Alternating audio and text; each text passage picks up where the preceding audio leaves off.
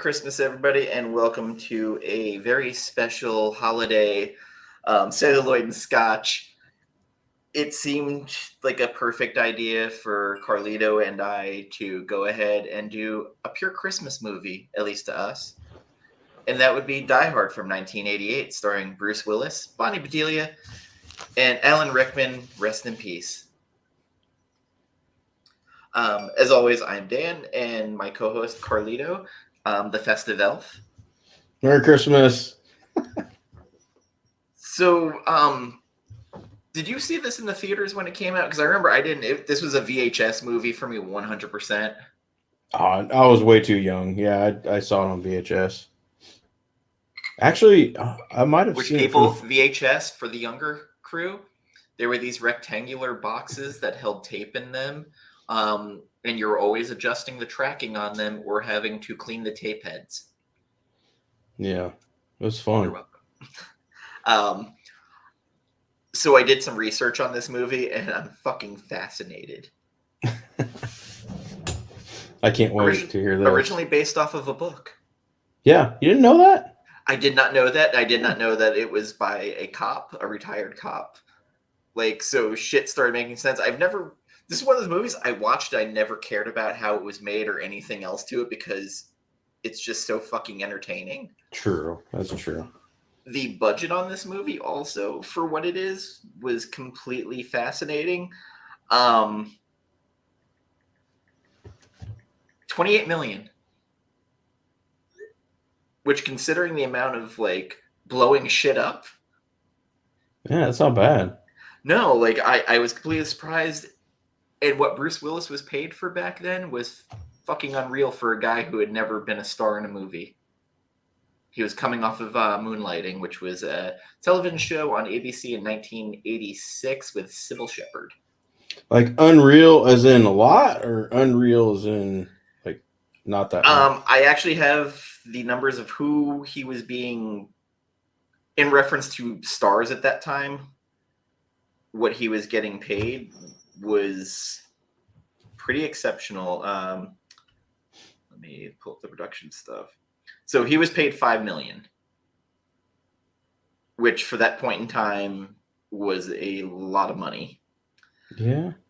The movie was turned down by Sylvester Stallone, Richard Gere, Clint Eastwood, Harrison Ford, Burt Reynolds, which featured Burt Reynolds in this role. Nick Nolte, Mel Gibson, Don Johnson, fucking MacGyver, Richard Dean Anderson, Paul Newman, James Caan, Al Pacino, and then Arnold Schwarzenegger turned it down so he could star in Twins. Sorry, I had to jingle my bells real quick. So the only actors who were being paid $5 million at this time were Dustin Hoffman, Warren Beatty, and Robert Redford.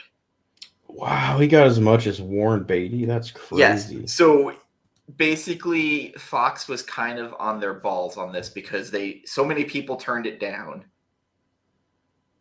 And basically, the Fox president had a girlfriend who was hanging out with someone from CinemaScore, and she decided to ask about Bruce Willis, and they're like, I think he could be an ascending star. He won't hurt the movie by being cast. True story. So that basically got it done.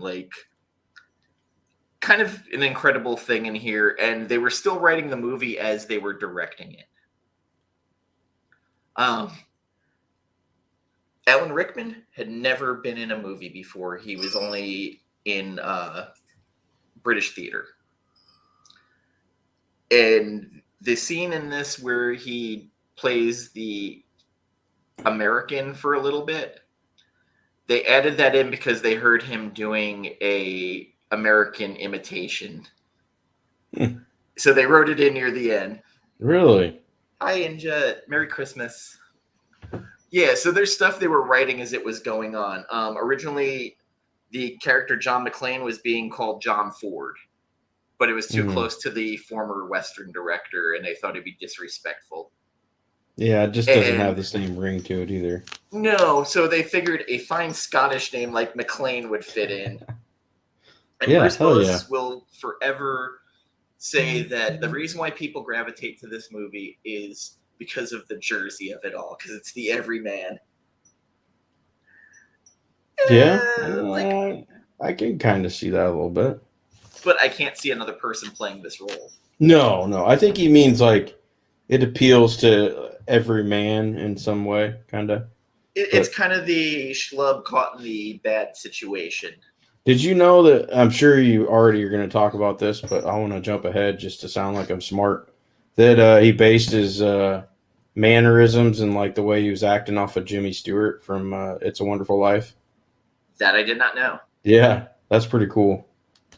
I did know that he definitely wanted the Western vibe, and he was a huge Roy Rogers fan, so he added in the Yippee-ki-yay, motherfucker.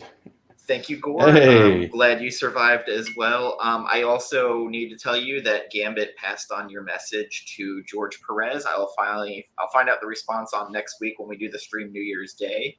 But he did pass on your message to George Perez. Oh, George.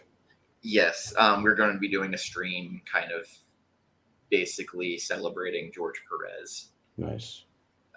Can't talk about him without talking about Teen Titans and Deathstroke. Yeah, I'll definitely join the chat on that one for sure. Yeah, you're welcome, Gore. I'm sure George was glad to hear it. I mean, he's one of the nicest people.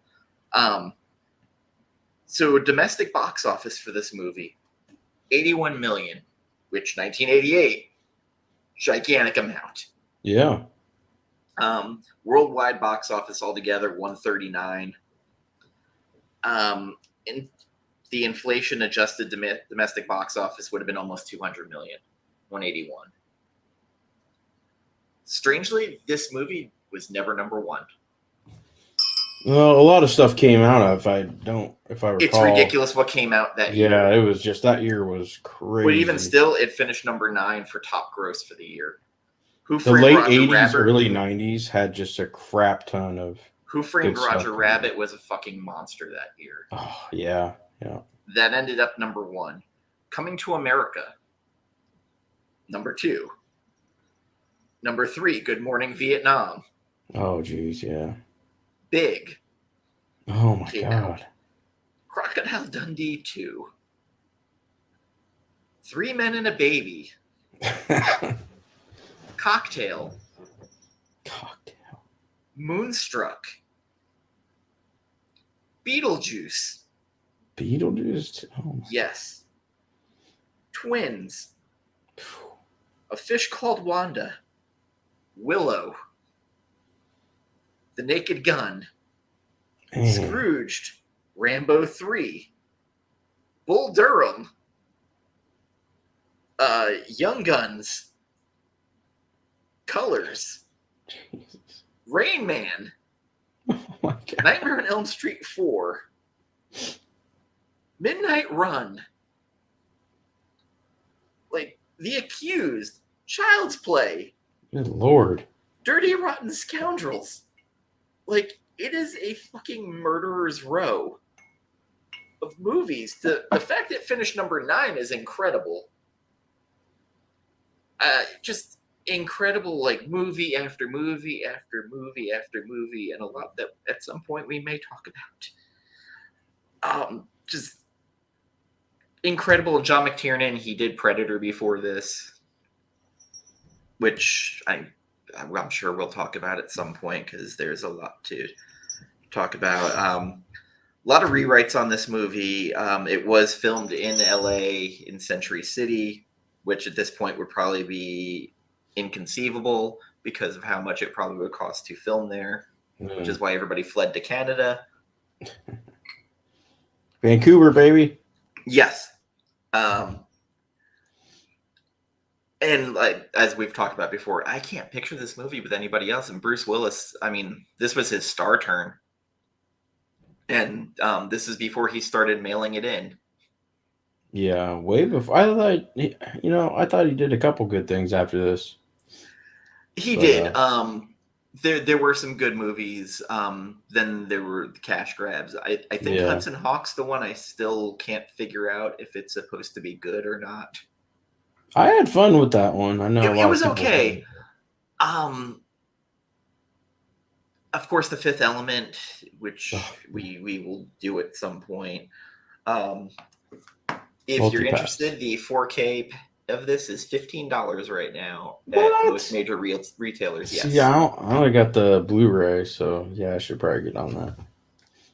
I mean, just for the 4K digital copy, just to get ahead of it. Alan Rickman is just magic, and he was 40 or 41 when this filmed. And when I think of Alan Rickman, immediately it's this movie, Robin Hood, which that movie sucked, but he was awesome as. I like that movie for all its flaws. I really, because I was a kid. I mean, obviously I was a kid when it came out, but yeah. So he was 40 or 41. He was 40 or 41. He was in his 40s when this movie filmed. God, so I'm the age Alan Rickman was when he did Die Hard. Holy shit. And I mean, he's the closest thing to a Bond villain in a non-Bond film I can think of, except he's incredibly charismatic. You don't really know what their motives are till the end of the movie. And just the whole exchanges over the walkie-talkie. And in what I was researching on here, they wanted to write Rickman as if he's the protagonist, which I found interesting. And again, his exchanges over the walkie-talkie with, "So what are you, some John Wayne cowboy?" And that kind of sets up everything in the movie. And again, he's such a fascinating character. The only person I think who might have been able to pull this off in their younger days, and I know I'm going to catch shit for this, Liam Neeson. When Liam Neeson was doing weird shit, like Darkman. Yeah, maybe. Except he'd just be way more Scottish. Rickman would have been a perfect Bond villain, or even Mission Impossible. Which Mission Impossible, I still think the best villain was Philip Seymour Hoffman.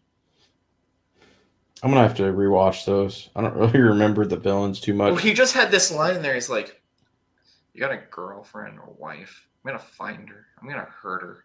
Yeah, I remember that. Yeah, like, just the way he delivered it, just so kind of like... cold. Yes, there's something about it that I enjoyed. And, of course, Rickman in Dogma. I loved him in that movie. He was in Dogma? Yes, he was the Metatron, the voice of God. Man, I've been trying to find that to buy it for the last fucking 10 years and can't find it anywhere, so. Thank you, Weinstein. Yeah. So the action scenes in here, I thought the movie starts out a little slow, but it's pretty good setup where you meet Argyle and kind of get a lay of the land of what's going on and the marital issues going on between him and Bonnie Bedelia, which I remember Bonnie Bedelia more for anything than Salem's Lot, the TV series, which is weird because she's been in a ton of stuff. I don't think I ever saw the TV series. It was like a 2-part movie, and it was great. And of course, one of the main things of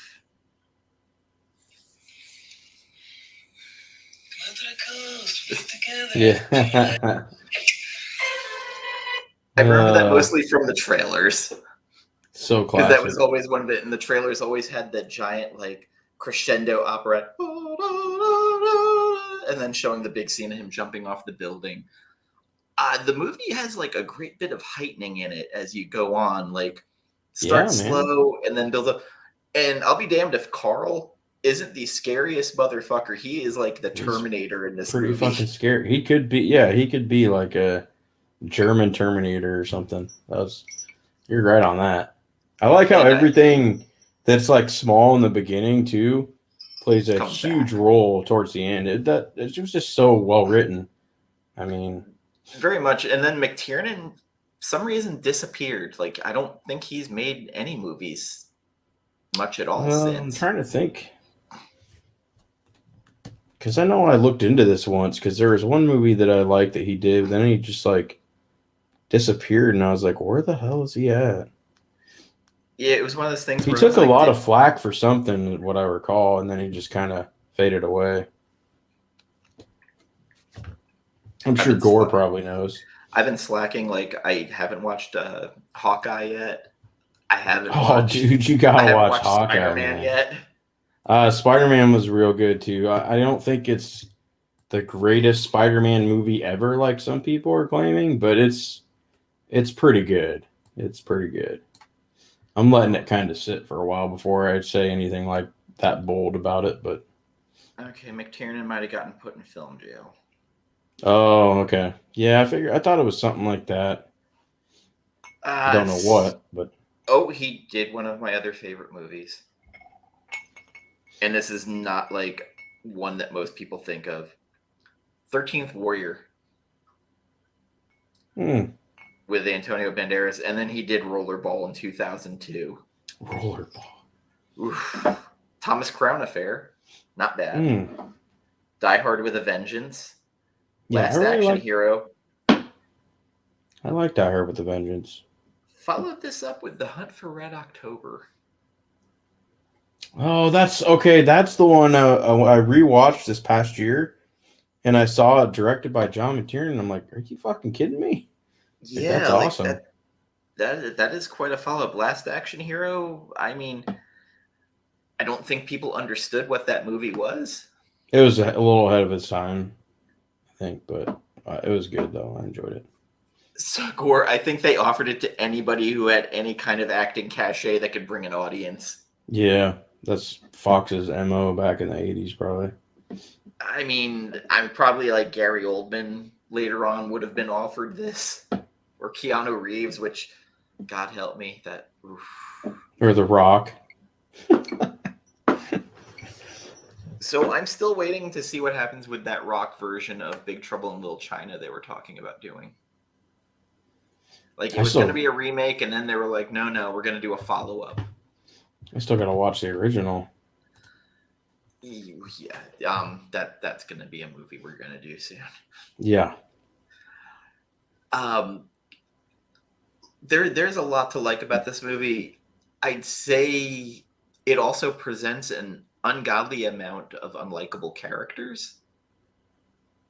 Especially the news guy. And Ellis. Oh, Ellis. Booby. Oh my God. He's so confident too. And I'm just like, you're an idiot, man. Who was a voice actor later on Batman the Animated Series. Was he really? Yes, constantly playing sleazy politicians. Oh, okay. That makes sense. That's his wheelhouse. That's what he does. That's perfect for him. Speaking of Batman the Animated Series, I saw they're doing actually a audio podcast version of it with all the voice actors back. Really? Yes, where it's going to be like a radio, like the old radio shows, but they're going to be doing like new episodes, but with voice acting. Batman the Animated Series, right there. Yes. One of the greatest animated series ever put out. Absolutely. My opinion. I actually bought the 4K set. Not the 4K, the Blu-ray set, because they had it on sale. I got Batman Beyond as well. I picked that up on sale. The Batman Beyond one I basically got free because I bought it as a Amazon, what do they call that when it's like on fire sale? I can't remember. The lightning deals? The lightning deal, yeah. With the Funko thing. Oh. And I'm like, I don't care about the Funko, but I looked on eBay and stuff. I'm like, so I can buy this, get it with the Funko, sell the Funko, and pay for the Blu-ray set. And that's exactly what I did. I actually made like $5. So I was like, sweet. I did have one question to ask about the Spider-Man movie. Was Willem Dafoe as good as everybody says he was? Willem Dafoe surprised the shit out of me. That's all I'm going to say. Okay. That's good enough.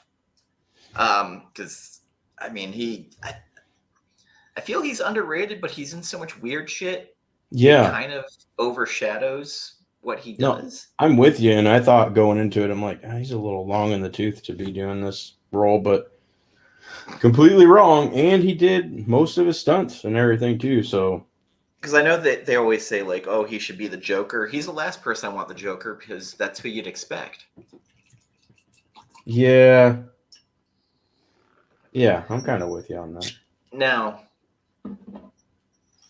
totally off subject, but now if you give me, I would pay hard money, to see Nick Cage in that role. As the Joker? Yes. Even the Riddler, I would have paid to see. I mean, I wouldn't mind it as like an Elseworlds or something, maybe. Yeah, like, I don't know. Like, just Nick Cage can play so off the wall. Not crazy. As a main. I don't know if I'd like it as like a main universe style or whatever. Merry Christmas, Bobby. Hey, Merry Christmas, Bobby. Salute, everybody. Merry Christmas. Salute.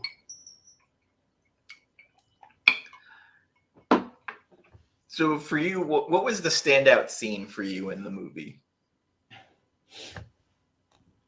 I don't know about scene. Well, what's the one that in your head, like, you think of this movie, automatically you're like, this fucking scene? Like, I mean, that Scotch just hit me and I forgot. Or I guess technically it's not Scotch, it's single malt. God dang it. It's in the family. Ray Liotta. Oof. Ray Liotta is Joker, and oof. I could see Liotta maybe doing that. Goodfellas. Oh, man. I should be ready for this. What the hell? One scene, huh? I mean, I could think of a couple quotes. Like, if you were going to tell your friend to, like, sell it to them, like, what is the one thing that you would be like, man, this scene happens and, like, you have to see it?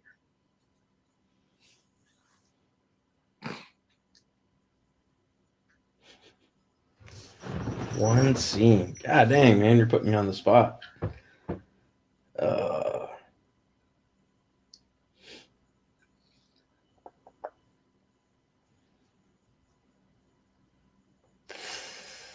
I guess it would have to be where Hans is talking to the group, the hostages, saying, you know, we've got everything under control. And then the elevator opens up. And then there's Carl's brother with a Santa hat on and a sweatshirt that has ho, ho, ho, now I've got a machine gun and blood on it. Like, yeah. And then they just lose it. Rickman reading it back. Now I have a machine gun too. Yeah. Ho, ho, ho. Or the barefooted running across the glass or walking across the glass. I guess the one, I don't know if they use it in the trailer, but it's pretty iconic paired with the movie is where he throws the body out the window and it lands on the car. Yeah, on the car, and he's like, "Welcome to the party, pal." That's perfect. So one of my favorite scenes in this is when he has the C4 and he's strapping it to the monitor on the desk chair and throws it down. He makes some comment, but the look of surprise on his face as the fire starts shooting up at him is like, fuck. Yeah. That was a little bit bigger than he thought. Yeah. What was that? Oh, that was me. The back and forth between him and Reginald VelJohnson. So good, man. The cop. I thought that was pretty good. And like, it was like, I think he's a cop. You don't know what you're talking about. It's some nut job, or I can't remember what he says up there. It could be one of the terrorists running around yanking your chains. Like, come on. He knows every ingredient to Twinkies. Yeah. And I think Bonnie Bedelia has one of the lines in the movie where Carl comes down, starts breaking shit, and she's like, it's got to be John, because only he could piss off someone that much. Yes. Absolutely. That would be up there, too. But yeah, like the big set piece scene though had to have been him with the fire hose jumping off the side of the building, and then the little detail of how his feet have been bleeding, and they're showing the bloody footprints across the window. I thought Oh yeah, was yeah. a nice addition. Bobby kind of called out here, and there's some great stuff, and them pulling out the rocket to start shooting the armored car. Yeah. Or like when he calls the fire department. Oh, that's it. That's what I was trying to think of. No fucking shit, lady. What do you think I'm trying to do? Order a pizza? That's just one of the best fucking lines ever. Yeah, she's like, this is so fucking sue me. I don't care. This line's open for emergencies only. Like, Yeah, no fucking shit, lady. Yeah, you could be subject to the FCC. He goes, well, fucking call him. I don't care. There's a lot of good lines. And then Argyle's partying the entire time in the parking garage and doesn't know what the fuck is going on until like he catches the radio broadcaster like the Nakatomi Plaza has been taken. He's like, huh? What? Yeah, and then even after all the machine gun fire and they take off their earpieces because it's like so loud, like, oh, send a black and white over there to do a drive-by. It's like, what? Yeah. I'm sending more than one guy out there, but that's just me, I guess. I do love that they were, basically their whole plan was to get the FBI there. Johnson & Johnson. Classic. And I also do love the fact of there's a Ghostbusters scene there where the FBI's like, shut down the grid. I can't do that. Shut it down. Yeah, I know. Just turn the fucking grid off. It just kind of reminded me of Ghostbusters. I need to watch that too. I mean, this movie's timeless, and yes, it's a Christmas movie because absolutely. I watch it every Christmas. It came out in July, but it's a Christmas movie. Okay, so if you go through and count how many references and or like mocking songs that the terrorists make or comments that are related to Christmas, plus it's a Christmas party, like you can't say it's not a Christmas movie. You're crazy. And Hans Gruber goes out the window at midnight exactly to Christmas Day. Did you get that set up right? I missed it by a couple of minutes, but still, like in the movie, it actually, I believe they say it crosses midnight just as he goes out the window. Oh, that's awesome. Nice. Yeah, totally Christmas movie. And also, John was not happy about her getting that Rolex from Ellis. And he's just like, okay, to get rid of Gruber, I got to get rid of this. Okay, stupid Rolex, yeah. And Rickman has that facial expression of, oh, shit. Shit, yeah. How about freaking Ellis doing coke when John shows up too? That's hilarious. Like, there's still, you can see like there's still some on the table too. Like he just gets up and walks away from it. Oh my God. There was an urban legend for a while that Carrie Fisher, if you pause certain scenes of Return of the Jedi, has coke all over her face. Like, what? I think it's bullshit. I'm going to go through and see. I'm sure she was coked up during it, no doubt. But like, never have I ever seen it, and I just think that's urban legend. And honestly, I don't feel like going frame by frame through that fucking movie. If I watch it again, I probably will. I'll wait till I get the 4K versions. So my one complaint about the 4K on this, and maybe just the way it's shot, very dark.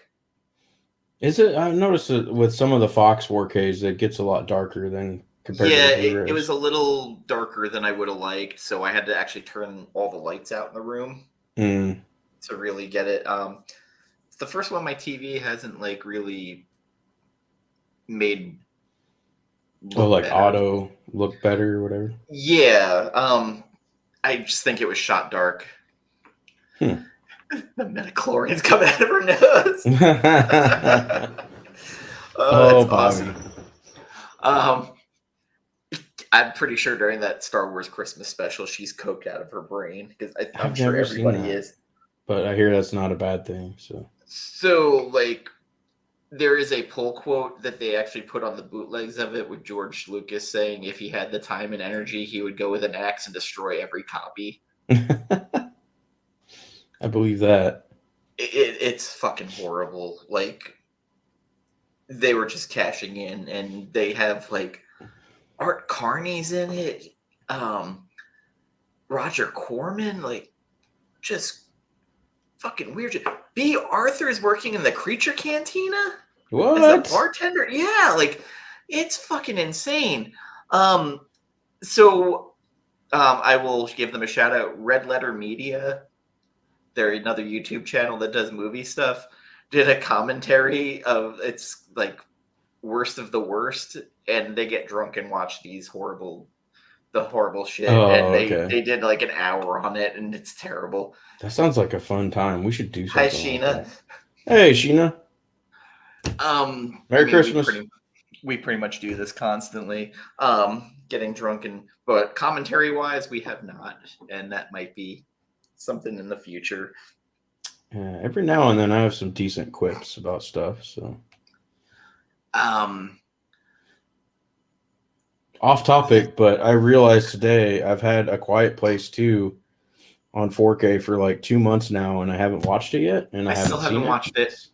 Okay, I was going to ask you what your thoughts were, but if you haven't seen it, then... And it's weird because Cillian or Killian Murphy's in it, and I'm a huge fan of his, and I have not watched it. Yeah, I can't wait for Peaky Blinders new season next. Never watched it. Might be 2023 now, but it was supposed to be next year. But dude, you gotta check that out, man. But I will consistently tell you, if you want to see Cillian Murphy be at his creepiest, Red Eye with Rachel McAdams, directed by Wes Craven. Fucking great movie. Was that his last one that he directed? It was one of his last ones. I think Cursed might have been his last one, or one of his last ones. I think I remember kind of wanting to see Red Eye, but then I saw a second trailer or something, and I'm like, maybe not. And then very slow burn movie, but super enjoyable. But Cillian Murphy just made that movie, and then he went and did the Christopher Nolan movies. Nice. And I thought his Jonathan Crane was very, very good. Oh, hell yeah, for sure. Have you watched the Titan show at all? Not yet. I keep meaning to watch it. Also, by the way, Amazon has... Sorry, I'm going off on a jag here. They finally knocked Inception, the 4K version, down in price. Oh, finally? It's down to 20. I think it's just one of the holiday deals, but that and Dunkirk are both down to 20 each. I think I got everything but Prestige. I have Inception on Blu-ray, but I should probably get it on 4K. I was looking at 4K because I was like, I don't know if it'll improve it much, but I kind of just want it. The not Roger Craig, that fucking 49ers running back. The Daniel Craig, the Daniel Craig 007 movies. They have the 4-pack 4K set for $40 right now. 4-pack. Yes, it's everything but No Time to Die. Oh. Yeah. Which Casino Royale... I'll wait for the 5-pack. Casino Royale by itself with Spectre and Skyfall would probably be $45 by themselves on 4K. So I was starting to rationalize it. I was like, Quantum of Solace. I only buy the Bond movies that I like, so I would buy Casino Royale, Spectre, and No Time to Die. I looked at the money part of it, so I was like, you know what? I can get all of them. I know John from John's Comics with Kids would laugh at that because I have all the Pierce Brosnan Bonds on 4K, but they're cheeky. He's not a fan. What? They're cheeky and fun. I'm not a huge fan of them.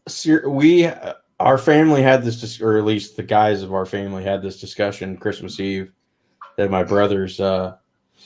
Because I just mentioned that I saw No Time to Die and I really liked it. I was surprised because Daniel Craig's not one of my favorite Bonds, and then we talked about what type of Bond was our favorite and went into that. And I guess my dad never liked any of the Bonds, so that's kind of weird. But I feel if the director had stayed on from Casino Royale and that writer, we might have had a more consistent.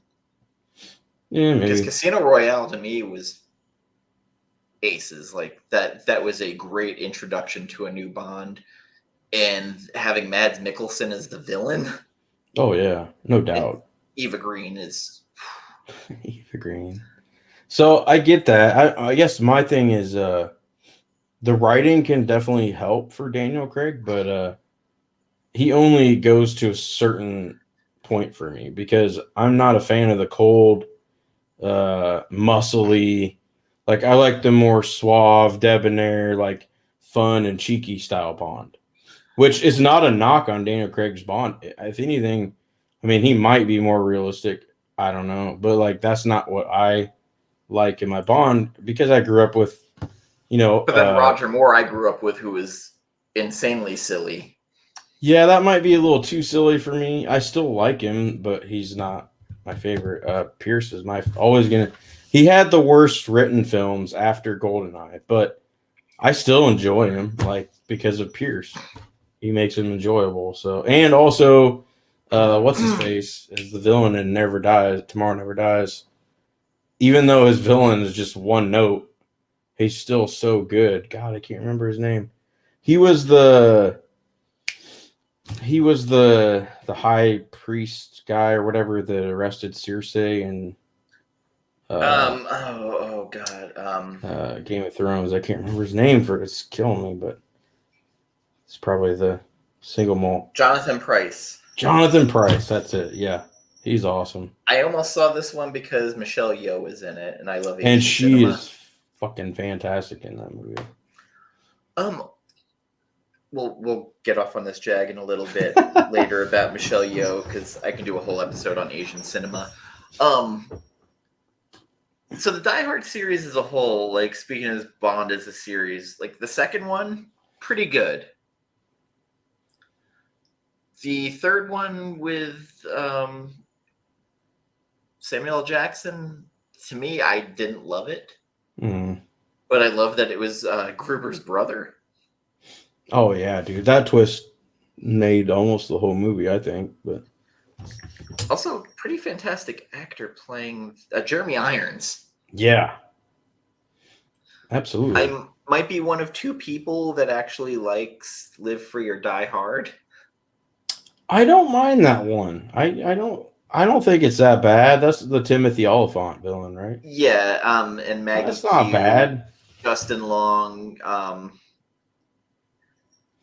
I also love the fact that Mary Elizabeth Winstead is in it playing his grown-up daughter. It's the last one that Kevin Smith. Oh yeah, the last one was fucking horrible with Jai Courtney. Anytime Jai Courtney shows up, I know something bad's about to happen. Like I tried to like it and I actually stuck up for it for a little bit, but then I realized it's not very good. I mean, that and the Expendables are like, I think to me, the start of like Bruce Willis going, fuck it, just pay me and just let me back. Like I don't care. And it's just like I didn't realize in the theater, but when I watched it on Blu-ray for some reason, the last one, like I just noticed how much green screen was used.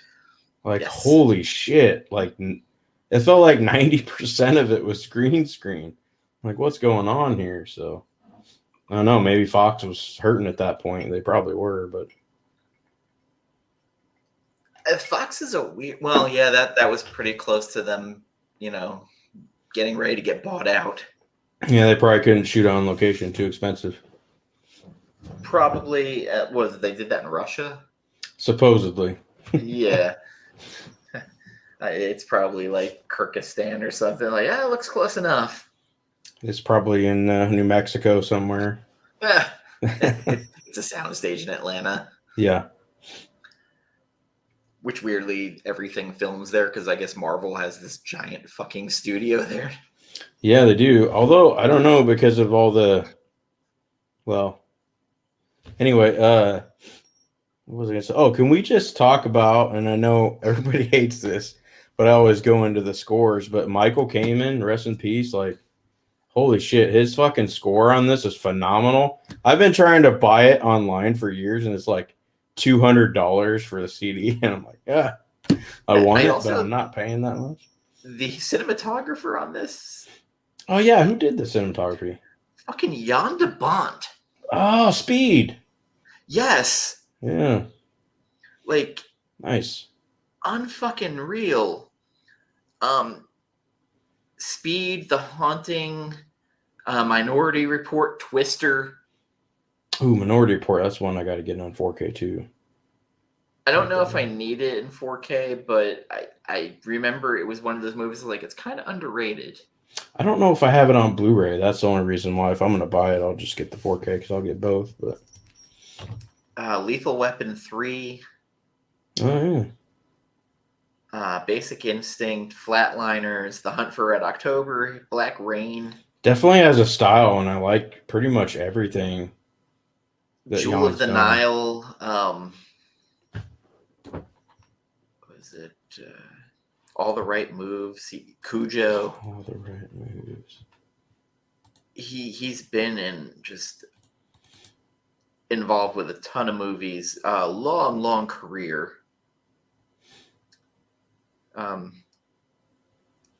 Still alive, apparently. Oh, for sure. But the composer, Michael Kamen, who did Robin Hood with Kevin Costner. I think that's the only one. I had that on cassette tape, by the way. X-Men, Lethal Weapon. Oh, no, I had Lethal Weapon too, and X-Men. Trying to find the big stuff here. Oh, Bobby loves Sheena. I love Sheena too. And Bobby grew up with Sean Connery. Dang, how old is Bobby? But I think like your parents watch Sean Connery. I'm kidding. I don't know. You can't judge by that. Because I had that too. Like with people I know, they're like, "Why are you so into horror movies?" Like my mom and I watched them like constantly. Like, we used to watch Texas Chainsaw Massacre during dinner. That's awesome, man. The closest I got to that was one Halloween. Me, my brother, and a couple of neighbor friends. It was basically like a snow day, but they didn't call it a snow day. But my mom just said F it and I scored Iron Giant. Oh. My mom just said fuck it, and she called in for us, and we rented all the Nightmare on Elm Streets on VHS, and then did a fucking marathon, and then ordered Pizza Hut, and it was amazing. Well, Bobby, I'm 44. What? I thought you were younger than me. Nope. I just look it. Yeah, you definitely do. If I shaved this, though, I'd look like I'm about fucking 12. But 56. My mom loved musicals. Oh. So the Richard Burton Camelot, she wore that motherfucker out, and she knew every word to every song. So I can't go there. I don't judge people for liking musicals, but I just can't. Just can't. I'm not a huge fan of them, but that, like, because of her, like, that and Rocky Horror, like, constantly. Well, I mean, because of my dad, I like Sound of Music, and I hate musicals. But she made me love Excalibur. It's such a fucking great Cheers, movie. Bobby. Yeah, so at the end of the Hawkeye finale, it's not a spoiler. There's an end credits scene that's Avengers the musical, and I don't know why the fuck I left it on. I should have turned it off because I was like, why am I watching this? This is annoying as shit. I remember in Avatar: The Last Airbender, the cartoon, they were reenacting what happened in the Fire Nation as like a musical play. Oh god. So Bobby, I heard the new West Side Story by Spielberg is actually really good. Really? I've heard it's fucking awful and that it's bombing. My friend loved it. And I was kind of surprised because he's now a Rotten Tomatoes critic. So he gets to go to these early premieres. So he went and he was like, I fucking loved it. And I was just like, really? And then he just fucked Matrix Resurrections in its mouth on his review. I'm not gonna lie. I mean, I didn't think it was horrible by any means. He basically said the same thing. This movie doesn't need to be. Yeah, it just felt like, I don't want to say a cash grab, because if it was going to be a cash grab, they would have tried something different, and they didn't do that. Well, so they tried sort of at the beginning, but then it just turned into like almost like a flashback rehash with new faces. Like, I don't know. I kind of felt like we need to make a movie to keep the rights. Yeah, something like that. And even in the dialogue when they're, have you seen it? I haven't watched it yet. Okay, I won't ruin it for you, but I'm not exactly excited, but like work's been so bad. See, I was excited. I haven't even gotten to see Spider-Man. I'm a huge Matrix guy, and like everybody dogs the sequels, and I'll admit the third one wasn't great, but I still love the trilogy. Like, I'd also like to talk to people who might be listening, who are watching, that are on my Facebook feed. If you want to talk fucking spoilers on a show or a movie, please, for the love of fucking Christ, give it a week. Don't give a blow-by-blow bullet point fucking doc on everything that happens. I am fine with you saying, I like the movie, I had some issues, there are 2 after-credit scenes, whatever. Cool. That's fine. But for God's sakes, don't just drop every bit of information. Did you see spoilers or something? Or? Someone dropped the entire movie on my feed, like literally did blow by blow. And before I could eject from it, I saw too much. Man, so see, I think it was it last week it premiered, so I basically was off Facebook and Instagram for almost until I saw it. Because I saw a 5-second, like I opened Instagram in the morning at work. I think it was either Thursday or Wednesday or something. Like I saw like just a brief, someone was already posting like a screenshot that they took from their phone of the movie. And I heard that someone did that of like the whole movie on Instagram. And I'm like, how the fuck? Why? And then so I just was like, okay, I'm staying off until I see it because I don't want any spoilers. And I pretty much avoided all of them except for that one 5-second glimpse. But I mean, it wasn't really a spoiler because I knew that was going to happen. But still, it's like I don't want to see it till I see it, you know. But so, Gore, yeah, I'm with you, Gore. The audience for West Side Story, I honestly think are tweens. Might be, maybe, because you have like Anson Elgort, who Han Solo, people like him. The other girl in it, I forget what she's from, but she's fairly known, but in the kind of teen tween community. So like, I think that is who you're going for. And I think between high school, so the TikTok crowd, basically. Yeah, that and between High School Musical and Glee. I was just thinking, I don't know if it'll get the audience. older Glee fans, but it'll definitely get some of the young ones for sure. I think that's your audience. And maybe the time now with all of the racial issues, maybe it seemed like a good, I don't know, Spielberg's been working on this fucking movie for 4 years now. Yeah, I don't know. That's another one that I just think unnecessary. That's all I think. Have you seen Last Duel yet? No, I haven't. I haven't even watched.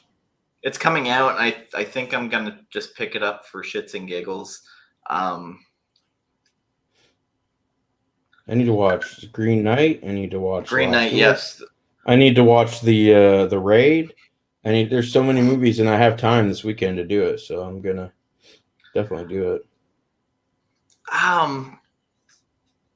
I'm excited for this Jodorowsky Mobius Inkle to come out. Mark Waid, I think, will try and stay very true to what came out.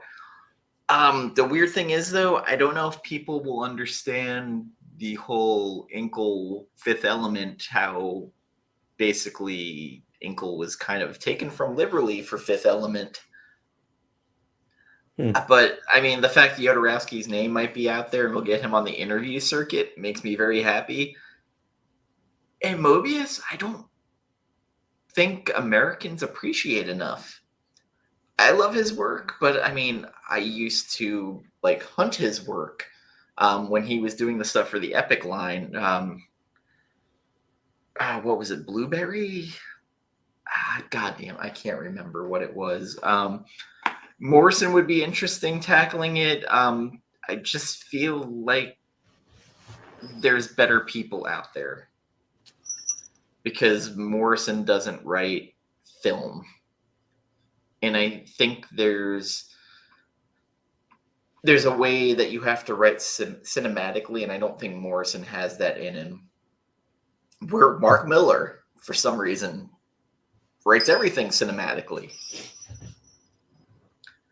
Which, yeah, surprisingly, Mark Miller would be the guy I'd want to write Deathstroke.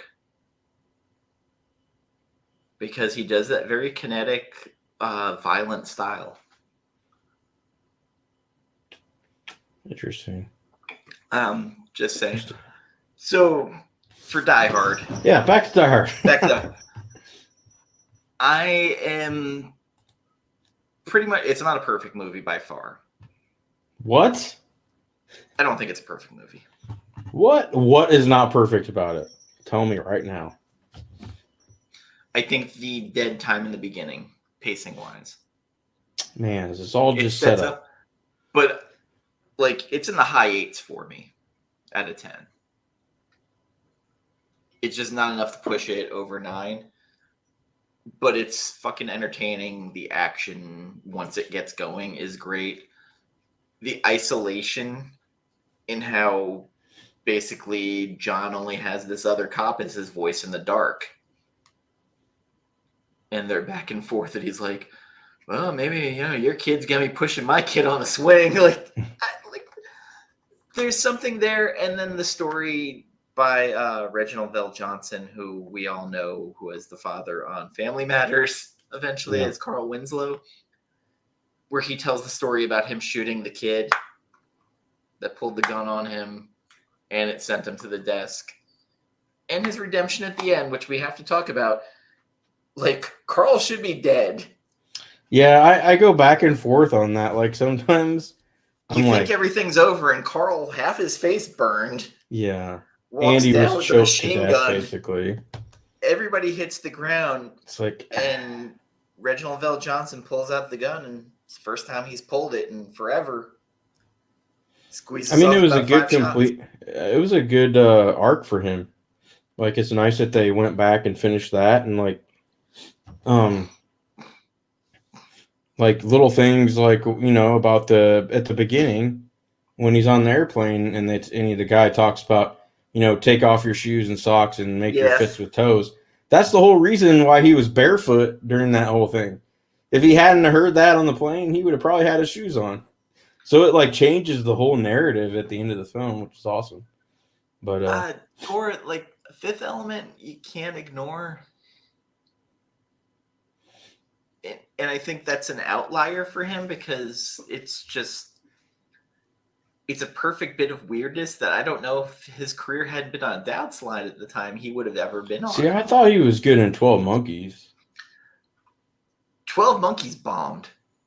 Yeah, but it didn't bomb. It got a cult following afterward. Yeah. But completely fascinating movie. And Brad Pitt, I think that might be one of his very Madeline underrated Stowe, movies. like I was in love with her as a tween. Madeline Stowe is great. But like I'll admit right now, I was the first one.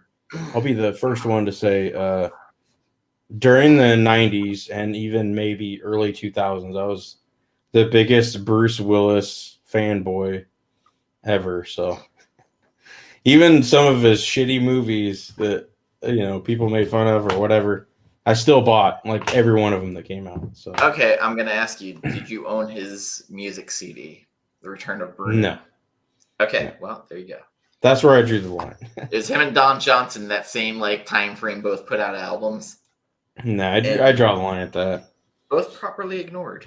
Like I ignored David Duchovny's band stuff and. Wait, he had one? Yeah, he's in the band, man.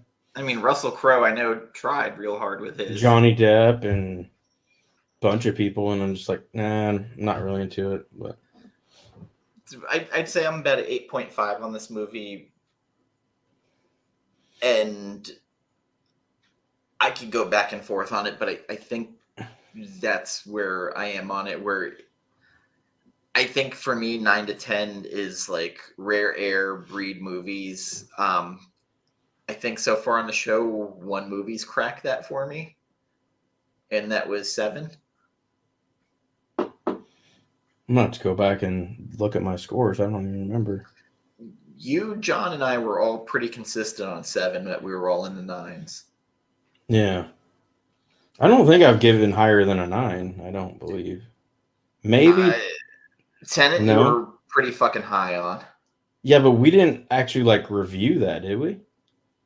That was the first show we did. Was that the first show we did? Okay. But not officially Celluloid and Scotch. We just did that on the side. Oh, yeah. Okay. Alita Battle Angel, I think I was pretty high on, but I don't know if I hit 9 on it. I think I might have hit 9 on that one. I was close, though. Like, it was maybe real close. 9.5? I don't know. No, that's definitely 9, though. But, I mean, this is the perfect holiday movie. And again, 4K digital. Well, I mean, it's also one of the best action movies of all time. You just throw it on, like, you don't even have to watch it in the background, but then just, like, come back during certain scenes. And so the weird thing during this time frame, there's cheesy action movies, and then there were action movies. If Schwarzenegger was in it, you know there was going to be some schlock in it. Oh, yeah. But Predator... Oh, I even like the reference to Schwarzenegger in Die Hard, by the way. There's enough C4 to blow Schwarzenegger to Kingdom Come or something. That's hilarious. And also Stallone, they asked for this movie too. Yeah, I'm glad he passed. Weird that he wouldn't do it, but could you picture? Yippee-ki-yay, motherfucker. Oh, God. I like Roy Rogers. Fifth Element. Oh, wow. I'm kind of with Gore on that. I am a little bit. I watch it every 5 to 10 years. I don't think I own that right now. I used to have it on VHS and DVD, but I don't think I've bought it since then. That's high combination. And a Yippee-ki-yay. Hell yeah. So they offered him 2 options, Yippee-ki-yay or Yippee-ti-yay. Yeah, because they wanted to keep it a little bit away from Roy Rogers, and he's like, "No, I want to." No, you gotta do the Roy Rogers, man. Got to keep it real. And this movie basically made Bruce Willis. I don't think he becomes the star he did. I mean, if you think about that period, him, Stallone, Jean-Claude Van Damme. Oh yeah, and Schwarzenegger were the 4 biggest action stars. And then Seagal creeped in there near the end. And Mel Gibson kind of creeped in there a little bit too. Mel Gibson would always do like the Die Hard movie or Braveheart and then do a rom-com. That used to be his move. Like he'd do Braveheart and then What Women Want. Hey, Bruce Willis was on Friends, so I forgot about that. Yeah. Yeah, and that was all because of a bet. Did you know that? He lost a bet. He lost a bet with Matthew Perry after they did the whole 9 yards, I think, or something like that. Oh, I was gonna say blow to get there. Jean-Claude Van Damme's another one of those guys. Like, I don't know what happened, except for a lot of drugs. I think he kind of started to mail it in too.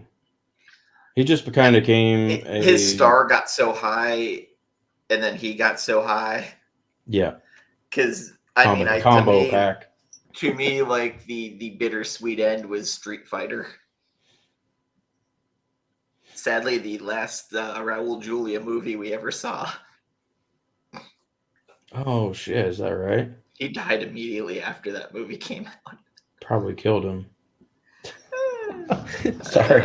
Too soon. Too soon. So 100%. I think we're in agreement. This is a must-buy. It should be in your collection. Oh, yeah. Should the rest of them be in your collection? I'll leave that up to you. If you're a completist, yes. There's 2 more, at least, I'd say, in my opinion, I think should be. The other 2 after that.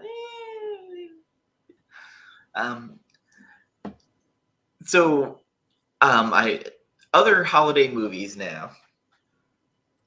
There is one that I just realized was a holiday movie without ever realizing it was a holiday movie, and that's Better Off Dead, starring John Cusack. What? It takes place during Christmas. Man, I don't know how long it's been since I've seen that. Whew. $12 on Amazon on Blu-ray. When did that come out? 1986. Jesus, I probably haven't seen it since the late 90s. I love that. Weirdly, when I was going through movies that I like, that are Christmas movies, a lot of them are animated. There is an old Yogi Bear Christmas special that I didn't realize I loved as much as I did. The Frosty. Simpsons Christmas specials, Frosty is great. There is a horror movie I think is so bad it's good. Black Christmas. Starring wrestler Bill Goldberg, Santa's Sleigh. What? That's a horror Santa movie? Claus. Yes, he has grenades that are Christmas ornaments. It's fucking horrible, but I can't stop watching. Awesome. It was on Sci-Fi. It was on Sci-Fi at 1 a.m. the other night. Bill Goldberg, I was a big fan of him as a wrestler. So I could do a whole episode on wrestling and bad wrestlers I liked. I'm a huge Ric Flair fan. So yeah, what's your favorite non-diehard Bruce Willis Christmas movie?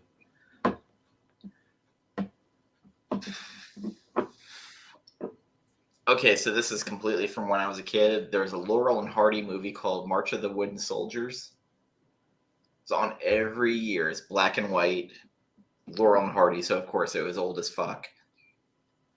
I'd say that's up there, and then Christmas Vacation, of course. Oh yeah, I mean that's kind of a given. Sure. It's too much of a gimme, and that's why I was kind of like aiming elsewhere. I mean, the original South Park Santa versus Jesus Christ was always good. I can't believe you haven't mentioned Reindeer Games with Ben Affleck. I mean, come on. I fucking hate that movie. I know, I hated that movie too. And I don't want to, which is the sad part. Like Gremlins, actually. Gremlins is a great Christmas movie. Gremlins. That is. Especially when Phoebe Cates, who back then was a goddess, starts talking about like how her dad got caught in the chimney and died. Just brings the whole fucking movie down. Oh my god. Jesus, I almost forgot about that. One thing I forgot. So we always recommend like a movie that if you like Die Hard that you'll like. I will stay with, please, for the love of God, watch The Raid Redemption. Single guy trapped in a building with villains. On my list. And then watch it, especially you, and know this guy was slated to make the fucking Deathstroke movie. That might piss me off if it's as good as I've heard it. It still pisses me off to no end. Especially the fact that it was supposed to take place in Arkham Asylum. And with Batman taking his eye out. Ooh, Fat Albert's Christmas special. That was... Oh, yeah. That was actually really good. Little Drummer Boy was always good. I'm a sucker for whenever Bumble showed up in those Frosty the Snowman specials. Even the animated Grinch movie wasn't that bad. The animated Grinch, weirdly, the Jim Carrey one wasn't terrible. I don't think I've seen the whole thing of that, but from what I saw, like, it wasn't bad. I mean, it was kind of creepy, but it wasn't bad. I've never seen either of these movies. It's a Wonderful Life. I saw Hannah and Her Sisters has one of the best stories tied to it. Because as Michael Caine was winning an Academy Award for that movie, someone was nice enough to ask him about Jaws 4: The Revenge. And he goes, well, by all intents, I've heard the movie stinks. But I can tell you, I've seen the house that it bought, and it's beautiful. God bless Michael Caine. Yeah. I'm going to miss him. I think he'll come back and do a couple of things, though, probably. Weirdly, like when he said he retired from acting, I was like, I just was like, okay, well, here's Christopher Nolan texting going, but I wrote a role for you. Yeah, exactly. One more. One more. You're just going to be in there for 5 minutes. Yeah. I weirdly would say I love him as Alfred, but I thought him in The Prestige Oh, so good. To me, was one of his better roles.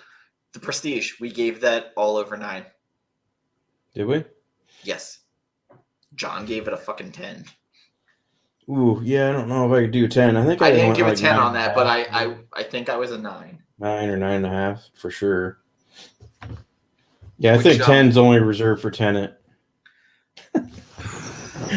Or John no, I furiously don't typing. even think I gave Interstellar a 10, to be honest, even though that's my favorite movie of all time.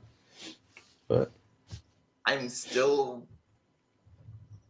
I don't know if there's a movie I would give a 10 to, but fuck, like John Carpenter's The Thing might be one of my weirdest highly rated movies that shouldn't get as high as a rating as I give it. oh, I don't know. From what I've heard, it should. It's the effects and the ending. I've always said, like, similar to Inception. You kind of make your own ending, which when we do Inception, I have a feeling a huge argument's going to break out. Oh, yeah, I'm sure. Absolutely. It is fucking horrible. Chewbacca's so bad, family. it's good. Oh no, but there's Chewbacca's family, Lumpy, his son, his wife, is Uncle Itchy. No. I will never watch that. Paul Verhoeven. Oof. Also, to my 4K Blu-ray collectors, the Arrow Special Edition 4K of RoboCop is coming out. Speaking of Paul Verhoeven, one of my favorite bad movies. Because Verhoeven did Starship Troopers as well. Which you can tell right away who made that movie. Weird fact. I've never seen that whole movie. It's so cheeky, it's bad, but at the same time, I love it. When that came out, I was going through a phase of, like, I was like all serious, and I hated anything that was like funny. So I only watched serious stuff. I have a horrible thing to say during that time. I never watched Good Will Hunting. Oh, dude. Have you seen it since? I have, but I was such like a film snob during the time. I was like, well, everybody loves this movie, so I'm not going to like it. But I watched Requiem for a Dream, and I loved it. Because it's so John gets like that sometimes. He's kind of snobby a little bit sometimes. So I was thinking for next month, we do 2 movies.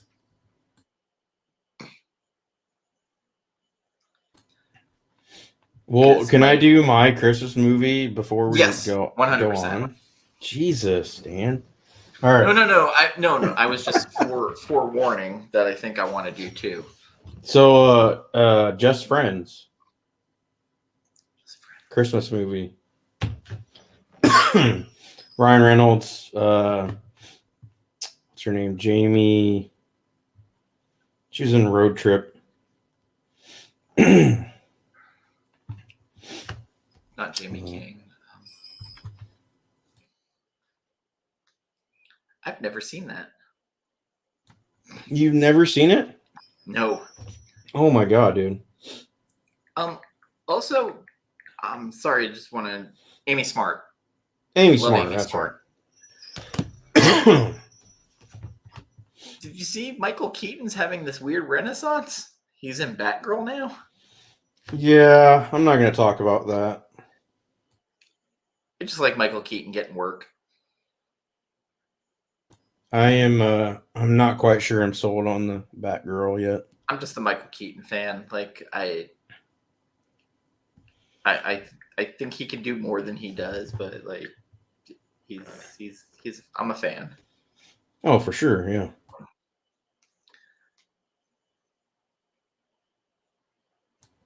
Okay. With Just Friends, and what's one of your other ones? No, that'd probably be it for Christmas.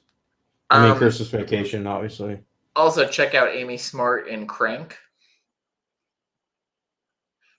One of my favorite horrible fucking movies.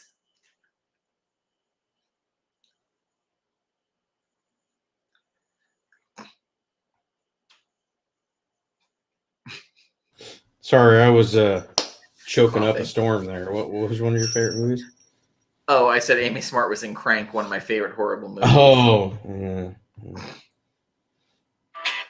I'm trying to think of other Christmas movies.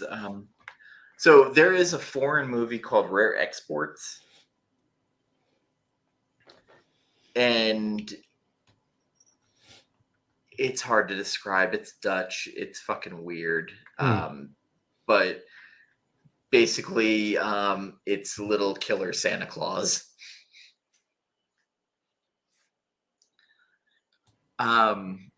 Shit. So like a Chucky Santa Claus or something? It's sort of like, weirdly, I didn't like Krampus. I did not like Krampus by Michael Dougherty. Really? I like Krampus. I didn't love it. I thought it was just... I didn't love it. I wanted the kid to die. I also... I really didn't like Trick or Treat as much as other people did by him. I still haven't seen that yet. But he's done some other stuff I kind of liked, just not his mainstream stuff like that. I'm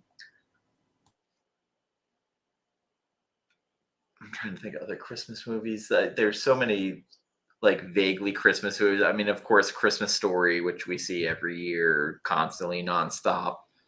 But when it first came out, when I was little, I was like, "Oh, this is amazing." It's also got Thurston Howell the Third. I always liked the Fragile. It must be Italian.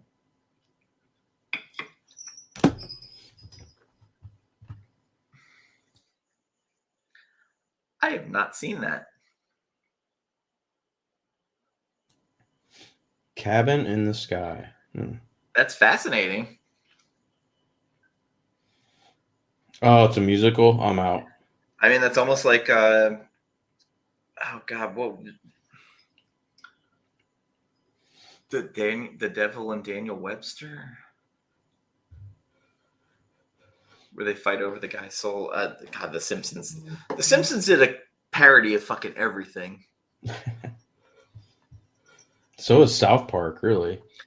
Yeah, South Park keeps getting more and more meta, which is weird. Like, their jump 40 years in the future one, where Cartman is a rabbi, and he may be pulling the longest con ever.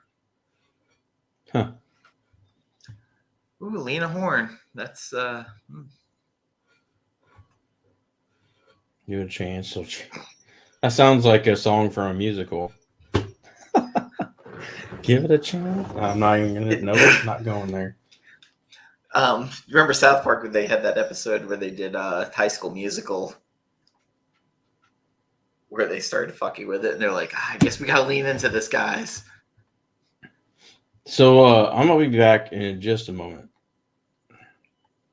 Not a problem.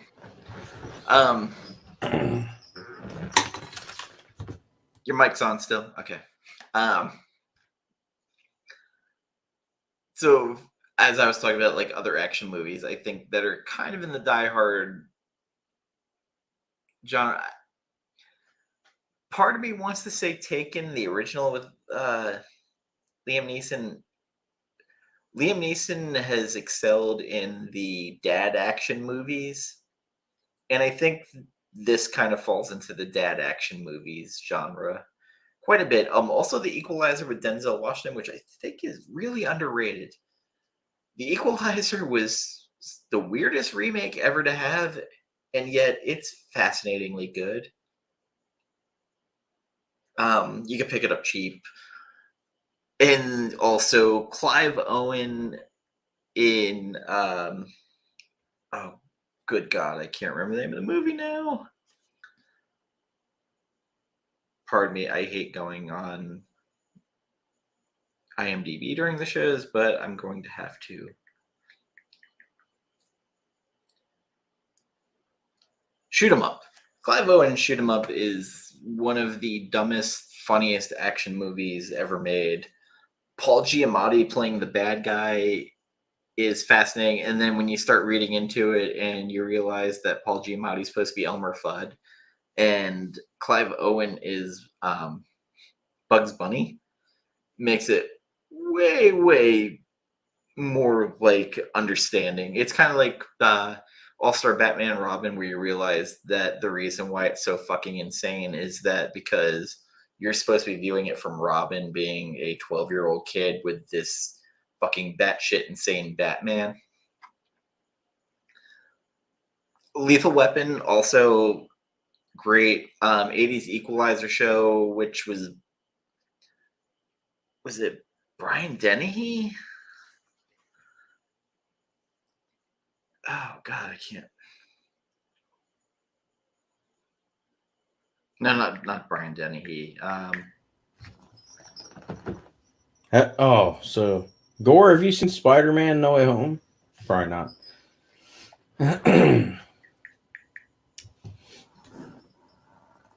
I said that has a reference to Equalizer. It's pretty funny. Edward Woodward. The TV show was on for a long ass time. Were you guys talking Lethal Weapon? Did I miss that? Yeah, Bobby recommended because I was talking about dad action movies and he said Lethal Weapons were along those lines. Because I said Liam Neeson for a while kind of specialized in dad action movies. Well, and I think Lethal Weapon 1 and 2 both take place around Christmas, I believe. If I'm not mistaken. Gary Busey, part 1. Yeah. Who actually did take martial arts classes. The pre-accident Gary Busey. Was it pre-accident or post? It was pre. Because he was like still pretty menacing and like. So Point Break is when he was like post-accident. I think that's right. Yeah. Then he started to get a little. I mean, he was pretty wild in Point Break. Man, I had to go get a cold Pepsi though since you were drinking one. It was driving me nuts. Yeah, you usually have to mix it up because I have a little bit alcohol, a little soda, kind of. Well, and I ran out of my ice all melted from my first pour, so I did the Cold Stones. I can't do that. I heard they don't work as well either. They work well enough for me. I tried it once, and I don't want to get the brass balls that you freeze. What's Gore talking about? Spider-Man. You're not interested in seeing it, huh?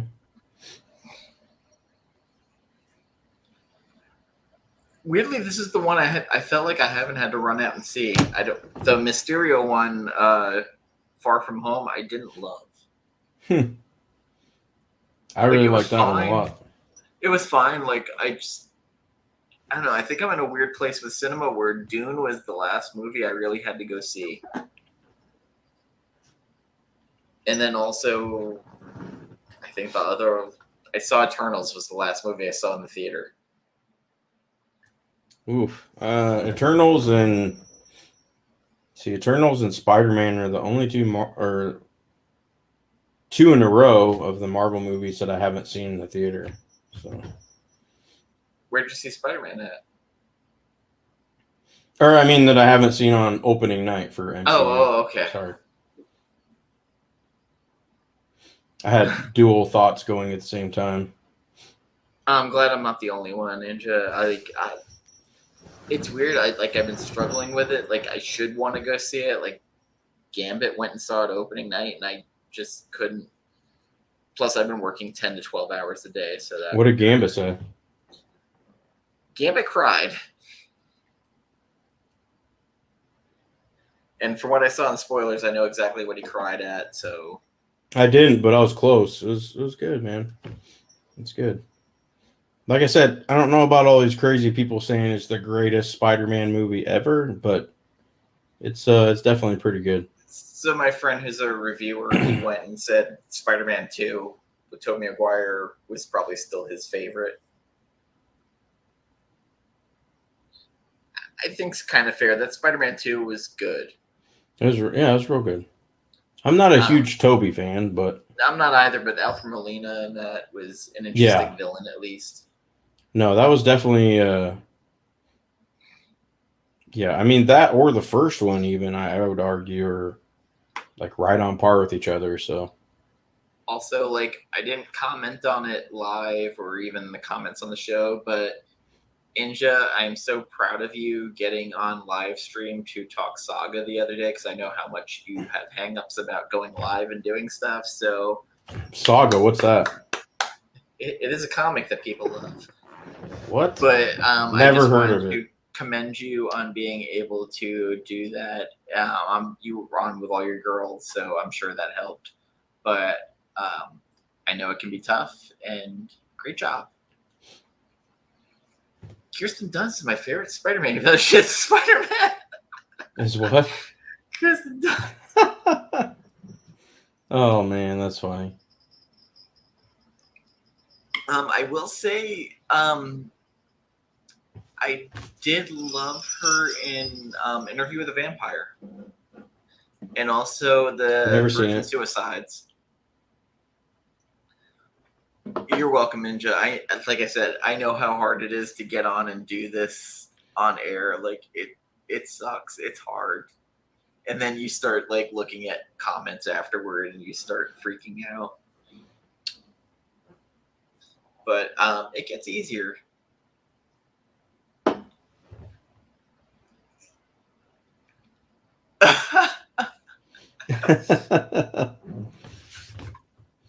So, not to trigger you, but my friend made me I saw those. custom bookends for Awesome. Christmas, and I have a cat, and she thought that having Lion Cat would be great for me. So, the thought is incredible, and I appreciate it very much, Nicole. If you're watching, thank you. That's awesome. I'm sure my ex will go get a tattoo of it now. Yeah, like I unsubscribe. Thanks, Gore.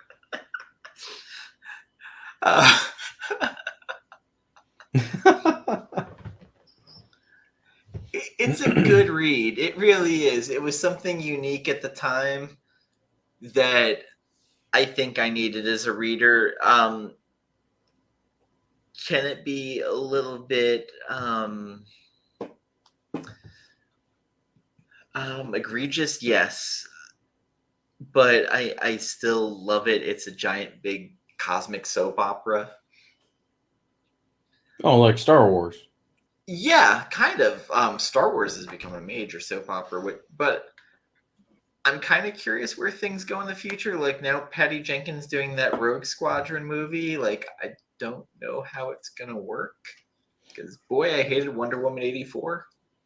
Yeah, I'd be really interested to see what happened on that. But you know who I would love to see do Rogue Squadron? Oh God, who is the woman who did Zero Dark 30? Oh, Catherine Bigelow? Bigelow, yes. Now there's someone I think who could get into the nitty gritty and it wouldn't be a happy movie. And I don't want it to be a happy movie. Like Yeah, these sometimes are fighter movies pilots who don't. are gonna die.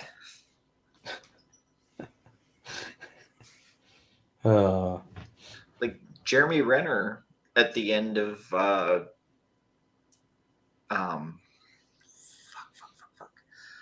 the Bomb Squad movie.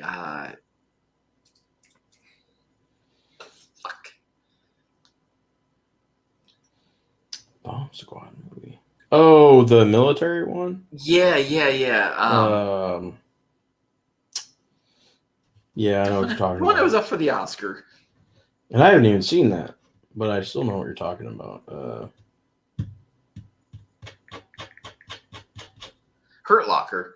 Hurt Locker. How he's like kind of like basically he's finally ready to go home and he's like, nah, I don't want to go home. I'm not mentally okay to go home. So he goes back in the field. Like that's the kind of shit I want. Yeah, kind of like Carrie from Homeland. Yes. That I've seen. I thought you'd get that reference. So.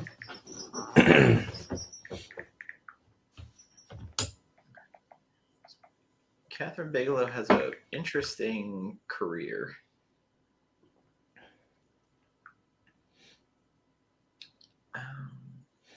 I just want to see Christopher Nolan bring Christian Bale back to do another Batman, but this time with Deathstroke. And it'd be fucking phenomenal. And Hans Zimmer has to do the score, too. Has to. Blues Brothers is not a musical. No, that is not a musical because that's a good movie. It's a comedy. Yep. There's musical elements, but it's not a musical. So I don't know if we talked about this here on John's channel, but I only own... Catherine, Patty Jenkins on Monster was a completely different director. And I'm sure DC Warner had a shitload of, like... I wonder if they meddled too much. I don't know if it's meddling, but it's probably like, this is your framework. Even though they said, you can do whatever you want. But oh, no. After Snyder, there was a framework. I'm sorry. It's like, they might say there wasn't, but there is. Right. I only own 3 musicals. 3. And 2 of them were gifts. 1. So if that says anything. Across the Universe. Wait, 3 or 2? Might only be 2. Yeah, it's only 2. Never mind, 2. Across the Universe, the Beatles one that takes place during the Vietnam draft. It's the only one I own. Is that a documentary or music? No, it's a musical. Really? And it's all set to the music of the Beatles. Really? La La Land and Beyond the Sea. I feel like we talked about Beyond the Sea because Kevin Spacey basically we have not ruined that, but that was the Bobby Darin musical. I've seen it. I don't think we ever talked about it though, because Kevin Spacey became like a weird taboo that you can't talk about. Well, we just kind of like briefly skipped over it during our 7, I think. Yeah. But which weirdly, I got someone contacted me and they were like, they actually said Zodiac is a far better movie. So I did watch that after. They're different movies. Might have been a day or 2 after we did our review, and I'm hesitant to call it better because you're right. They're 2 different movies. And I think Fincher. Oh no, Gore! Please no. Fincher had a weird evolution. John would do that too, so I do not want that. Fincher had a weird evolution where, like, I think he was completely gearing up to Mindhunter. Yeah. Which I haven't watched yet, which John told me I need to get on. So fucking good. I've never seen Annette. I don't even know what that's about. I don't either. Is it about Annette Bening? Which, in American Beauty, she was awesome. Yeah. Which American Beauty probably could be an episode in the future because I have to say I was a huge fan of the cinematography in that movie. Cinematography was great. Other than that, I was not a fan of that movie. No, Annette. Oh, we have a fight. This is going to be good. I'm just going to sit back and watch this fight erupt. Have John give you address to his most trusted subscribers. No. No. Bro, I will have you watch Camelot with Richard Burton. I will have my mail forwarded. Approved. That is my dead mother approved. Return to sender. That's what I'm going to put on those mail. I don't even know where she's buried, so I don't know where we go. I just, Sad fact.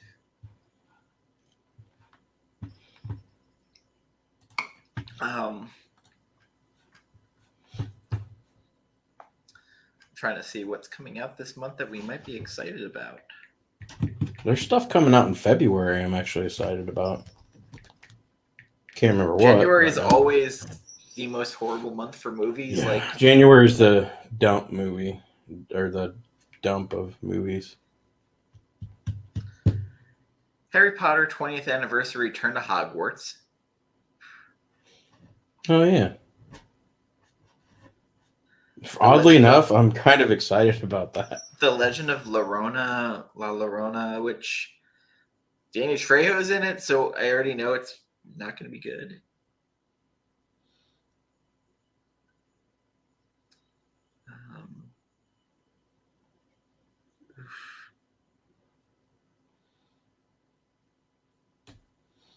Oh, what's this guy's name? Damn it. Scream 25 years after. Oh, shit.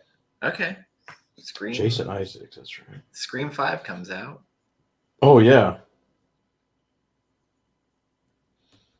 What was that horrible movie that Jason Isaacs did and it came out in January that like some people really loved? It was a horror movie. I thought it was fucking stupid. I'm sorry. Sorry, I'm not sorry. Betty White, 100 Years Young birthday celebration. A Cure for Wellness. I went and saw that in the theater and I was just like, oh, this is actually pretty good in the beginning, and then the ending was just like a first 4K movie I've ever watched. Really? I mean, it's a beautiful movie. Don't get me wrong. Like, also, weirdly, like the guy, 42% on Rotten Tomatoes. The so kid in it who I called Bobo Leonardo DiCaprio, Dane DeHaan, is just terrible in everything.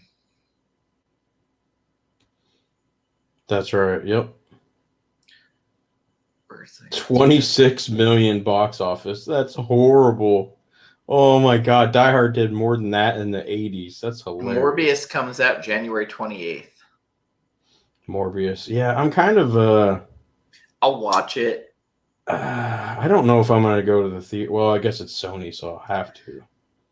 Damn it. I'm going to make Morbius Comics come on with me to talk about it after the fact, since he made that his call sign. Nice. The scariest shit as a kid. Apocalypse Now the musical. All right, so Apocalypse Now the musical. Who is singing as Marlon Brando? It's like a razor. It's like a roach on a razor blade. I would watch you do that role, but I'm not going to go see any other musical. Marlon Brando, to me, is like one of the most fascinating characters in cinema, because to become the young heartthrob and then become the giant blob that he did. Yep. But yet, like, The Godfather, even as much of a fuck up as he is in that movie, he's great in it. I mean, the fact they had the staple on people's jackets, the script, is fascinating to me. Oh, that would be amazing. It's like a roach on a razor blade. Hello. Have you come to kill me? No. You know they send assassins. I watched The Dead Zone. I bought the Shout Factory version, Scream Factory. Fuck, he's great in that movie. I watched the trailer for it on, maybe it was Shudder? Because I was looking to see. I've had this subscription to Shudder, and I've only watched maybe like 6 movies on it for the last year and a half. So, how now, brown cow? The cow jumped off the moon. It actually looks pretty weird, but like intriguing. So I don't know. I might check it out. So it looks like they're back ending pretty much most of January, like right at the end of the month. Then Jackass Forever comes out the first week of February. Ooh, man, I can't miss that. Looks like February is just as bad. Uncharted comes out February 18th. Yeah, I don't know about that one. I don't know. You got Mark Wahlberg. Say hello to your mother. It's true. Weirdly, for January, I'm most excited about the Peacemaker series on HBO Max. Peacemaker. Yeah, John Cena from fucking Suicide Squad. Oh, okay. Sorry, I'm in like Yellowstone mode because No, I have I not watched binged Yellowstone Yellowstone the still. last 3 weeks. Oh my fucking god. That is one of the 10 best shows of all time, in my opinion. So weirdly, like kind of Not looking hyping at it or anything. kind of looking at it, it reminded me of Justified by Timothy Olyphant a little bit. There are some elements that are in it because that's probably my favorite rewatchable.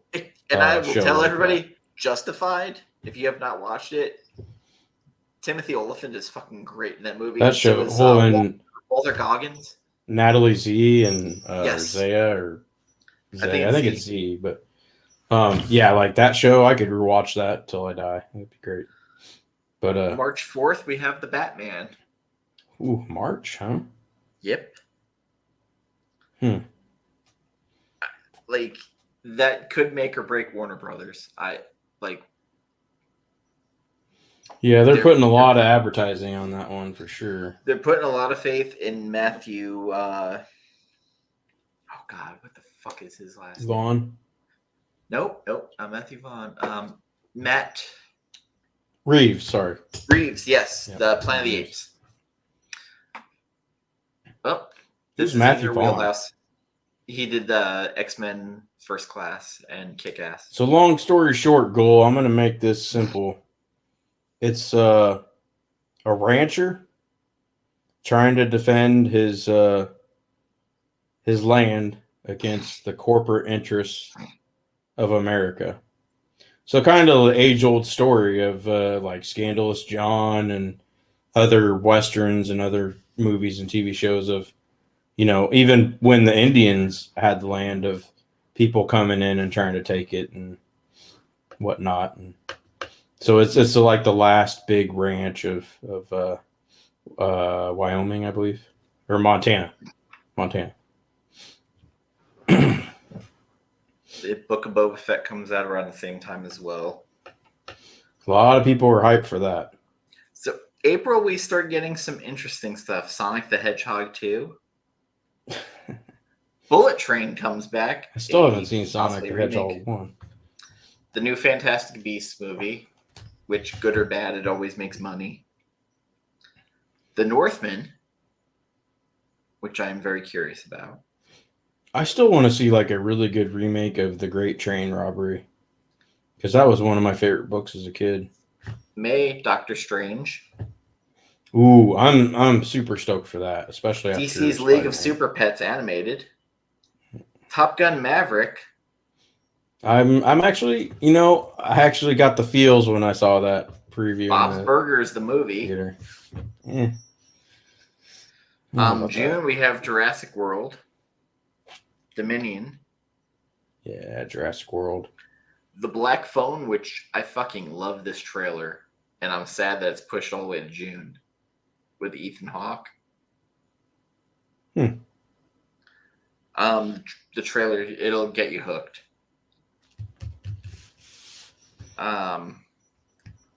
July, we've got Minions. July 8th, Thor Love and Thunder. July 29th, Black Adam. And this will really prove if The Rock is or is not franchise Viagra. I agree, because I gotta admit, I'm gonna need some Viagra if I'm gonna continue to watch some of his movies. September 9th, Salem's Lot, the feature-length movie. Puss in Boots back again. Mission Impossible 7 in September 30th. Ooh, yeah. Hocus Pocus 2 in October. Never Spider-Man seen Across the Spider-Verse in October. Oh, yeah. That's right. Halloween Ends October. Oh, I still gotta watch Halloween Kills. October 11th. I mean, December 11th. January 11th, sorry. What's January 11th? It comes out on. Well, it should be on Peacock right now, right? Still, It's off of there now. fuck. I just signed up.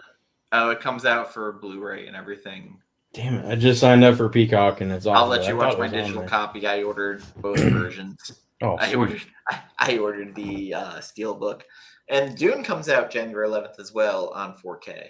I got the Steelbook from Best Buy coming. So I went on there, and it says that there's convinced. Do people really need convincing after the great argument I and Dan made at the beginning? Really? So, John, it has turned into you need to turn Carlito onto musicals. Absolutely fucking not. No.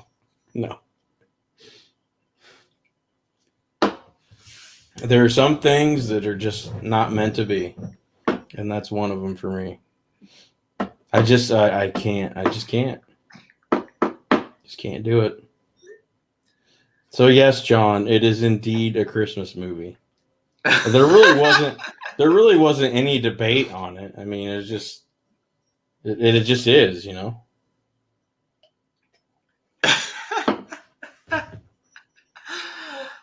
Carlito's gonna have the worst Christmas ever. All right, I'm unsubbing everybody that does that.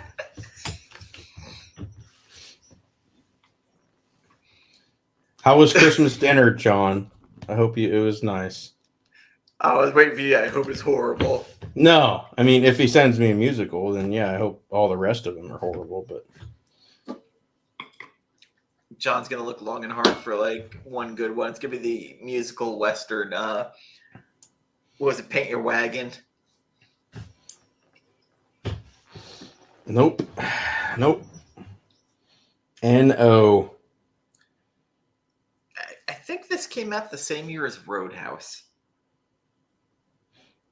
What's that? What? You don't know what Roadhouse is? No, I mean, what came out the same year as Roadhouse? Diehard. Did it? That's what I'm looking at now. Because I think the Swayze Renaissance was starting. I thought Roadhouse was before Die Hard. 1989, year after. Holy shit. Sam Elliott puts his hair back in a ponytail. You know shit's about to go down. I like Sam Elliott. Ooh, Yellowstone prequel, 1883. I got to download Paramount Plus just to check that out. Plan is, John, that you give Carlito's address to your most trusted subscribers. Each one says Carlito musical. My address is private. It does not get given out. It is unlisted. Look it up on Google Maps, and you'll find an empty field. It is secure. Somewhere there are fields going to get like a shitload of musicals. 7 Brides for 7 Brothers. What's that? Musical? Probably. Sounds awful.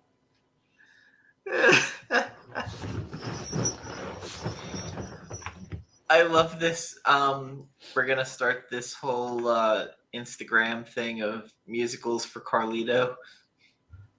You'll never find me again. I'll disappear. John will contact Panda. And I'll come back and it'll be like, oh my God, it's Jason Bourne. Panda and Burke will rat you out. Man. I think... no, I'm not even going to say anything. I'm just keeping my mouth shut. So for next month, it is my birthday, so I was thinking about doing 2 episodes. One of them is going to be Big Trouble in Little China. And I'm kind of on the fence if we should do The Young Guns or Tombstone. Ooh, I mean, I guess either one would be good, in my opinion. But... if we did a crossover with John's channel, I'd say we could do 1 and 1. Yeah, Bobby, we talked about that. I hated that secret or end credits ending. God. I guarantee John. Yeah, I guarantee you is too. It's okay. Like, Paint Your Wagons was a musical. The USPS does return to sender for a reason. So I feel like you'd watch like 5 minutes of it and then be like, wrong. Gotta send it back. well, I remember when I think when I was living in Chicago, the musical Chicago came out, Oof. like the remake or whatever. Everybody's like, "Well, I bet you're watching that, right?" And I'm like, "No," just because I live there and I don't like musicals though. So I could do this all day. All right, Captain America. On your left. Yeah. Still the best Captain America movie. Rogers the musical. What's that? Best Marvel movie in my opinion. Still. Endgame? Nope. Winter Soldier. Because it's the most non-Marvel movie out of. I gotta rewatch that. For me, that was like Manchurian Candidate. Yeah, I had a couple other friends tell me the same thing. Yeah, it was just more political intrigue than anything else, and I think I really appreciated that. And the fact they got Robert Redford in a fucking Marvel movie was insane. Yeah. That was pretty crazy. It's still my favorite. I mean, Endgame, yes, you have Big Lebowski Thor. It's Fat Thor, by the way. Just call him Fat Thor. It's Lebowski. I was happy to have representation finally in superhero films because up until that point, you didn't see a fat superhero. So, It's kind of fat. You know what? If Nolan made a musical, that's probably the only way I would watch a musical. If he did that. I feel if Fincher made a musical, I'd be really curious because it'd be gruesome. If who? Fincher? Yeah. Yeah. Or if Denis Villeneuve made a musical, I might watch that. Oh, you didn't know Dune 2 was going to be a Bollywood? Stop it.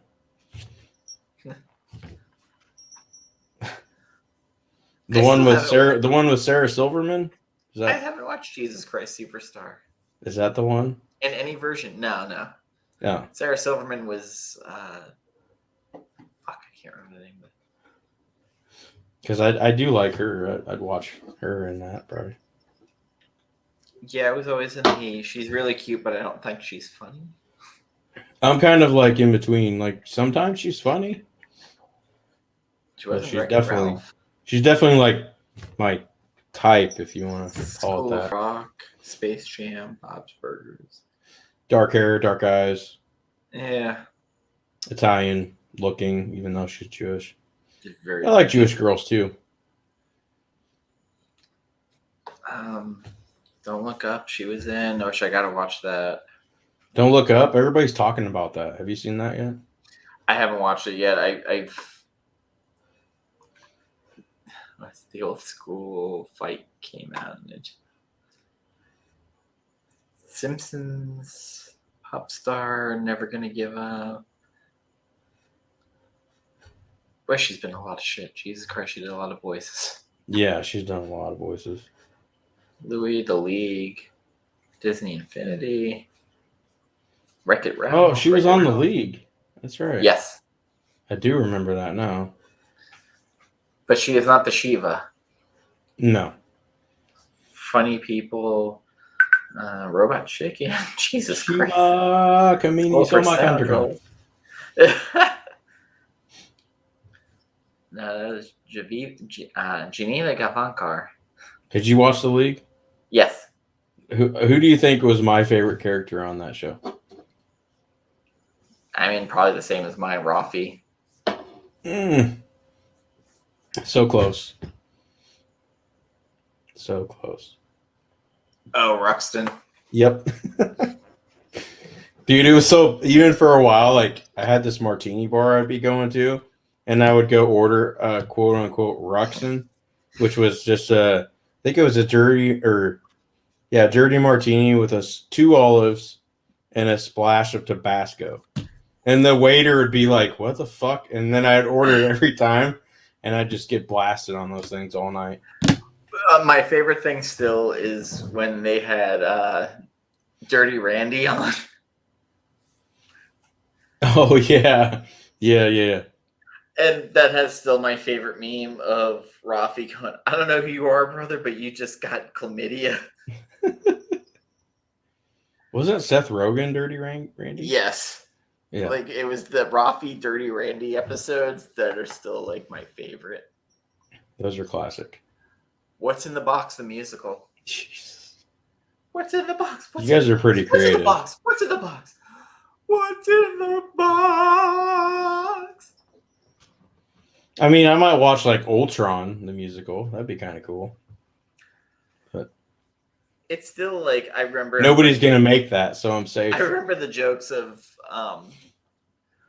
because in Less Than Zero, James Spader had Robert Downey Jr. sucking cock for Coke. And then they were both in Ultron. They were like, oh, well, I see what this movie's going to be. That reminds me, I think I got to watch the latest episode of The Blacklist. Oh, yeah, she'll close. Now it's Cats in the Clouds. In the clowns. Barbara Streisand and Spacey would be interesting. Although I think I would almost like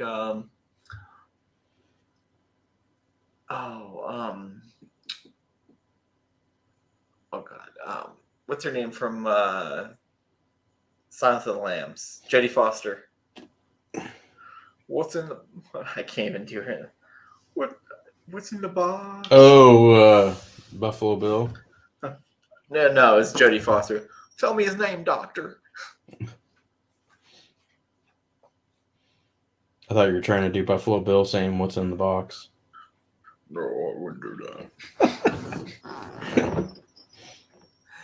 that. You could make a musical of Silence of the Lambs very easily.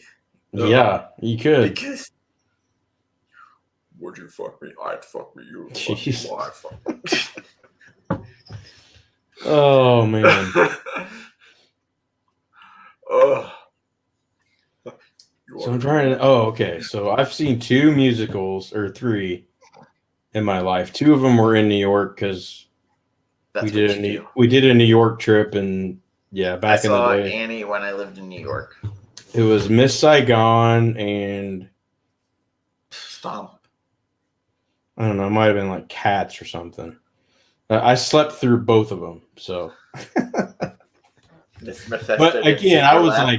Let's see, I was like 17, so most of the guys that were in our school group slept through them. So,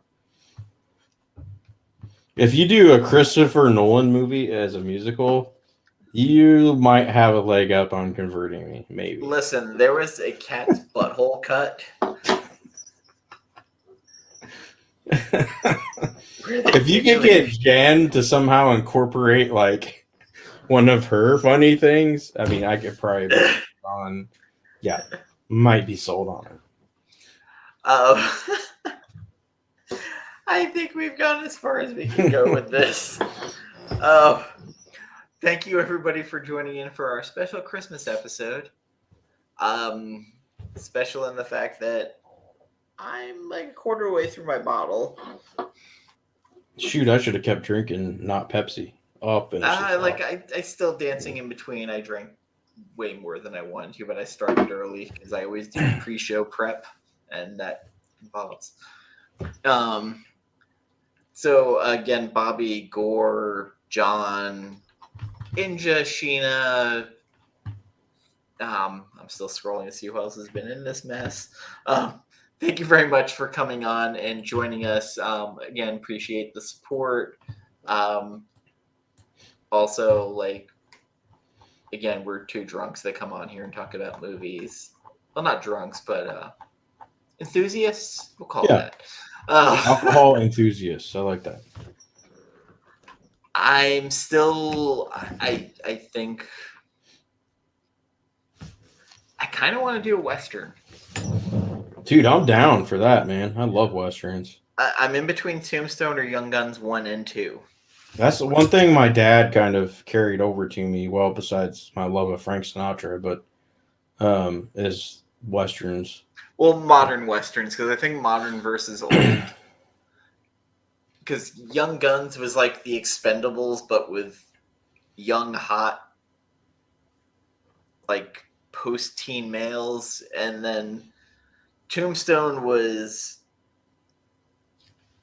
older, but in charismatic actors. A little bit more serious. And then The Unforgiven was just... It might be Eastwood's best role in a long time. Maybe. Yeah. But I think for that, if we do westerns, we got to have John and Bearded on for Guys and Dolls and musical. I don't know. I'm pretty sure for the Big Trouble in Little China, Chamorro Cinema, I will get on with us. Oh, and yeah. Hell yeah. Yeah. Possibly Panda and actual Dracula. Oh, yeah. That'd be cool, too. And, I'll talk to you later about it. But you know what, Bobby? I might even watch Jersey Boys, maybe. Jersey Boys was actually not bad. Yeah, that's what I've heard. So, and the funny thing Frankie is, though, Valli I just imagine 20 years ago having my cousin Vinny. Oh, Pesci, which someone posted a meme saying, if we're going back in time, Spider-Man No Way From Home, his Uncle Ben is Pesci. Because of Marissa Tomei being Aunt May. Oh, I saw that. I saw that and I was like, all right, yeah. Listen, you funny fucker. That works. With great power comes great responsibility. I like that logic. Marissa Tomei, like a fine wine, aging. Oh my God. I tell you what, I've sent her some DMs. She hasn't responded yet, but one of these days, she's gonna talk to me. We're gonna go out. You got to shoot your shot. Hey, man. Sinatra and Gene Kelly are in the Navy, and they go on leave. I think wait, is that a musical? My dad might have made me watch that as a kid.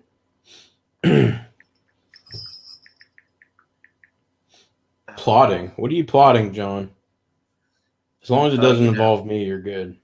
Oh no, you're done. Him and Bearded are gonna have you on for an all. I'm busy that night. Whenever that happens. Anchors Away. I think I've actually seen that. That's not a musical, is it? I don't know. There's. I mean, I kind of remember some musical elements, but I don't think it's a musical. Two young Navy SEALs on leaving glitzy Los Angeles. The two men at first plan to use their layover as an opportunity to relax, but they soon find themselves in a complicated web of comic secrets. And the two buddies find a runaway boy and return him to his fame-hungry Aunt Susan. Already? I mean, it could be a gay drama also. I don't know. I don't remember that. I mean, I do kind of vaguely remember seeing some. I didn't watch a lot of Sinatra stuff. Sinatra sings, Gene Kelly dances, so it's a song and dance, which pretty much every Sinatra was a song and dance. Vaguely, yeah. Huh. All right. Gene Kelly too, actually. Gene Kelly was the dancing guy. I mean, yeah. Gene Kelly and. I mean, I remember Fred Astaire and Singing in the Rain, but yeah, was it on the water? Not on the waterfront. Aunt Susan. Wait, is it Aunt or Aunt? It can be both.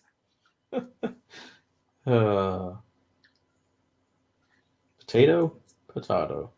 Yeah, like I've heard that many times because my mom. I think it depends on what part of the country you're from. So my mom was British, and she always said aunt. Aunt, yep. All the Brits say aunt. I'm pretty sure. But British raised in Brooklyn. Oh, interesting. Yeah. So she was probably a tough cookie then. She had a fucking horrible accent between both. It just merged together. Every time I heard my fucking name mentioned, it was just like my back would like just rise up. Hair on the trouble. Did she say your full name? Oh, yes. Yeah. With the junior and everything. Nice. Yep. Nice. Fucking, ooh.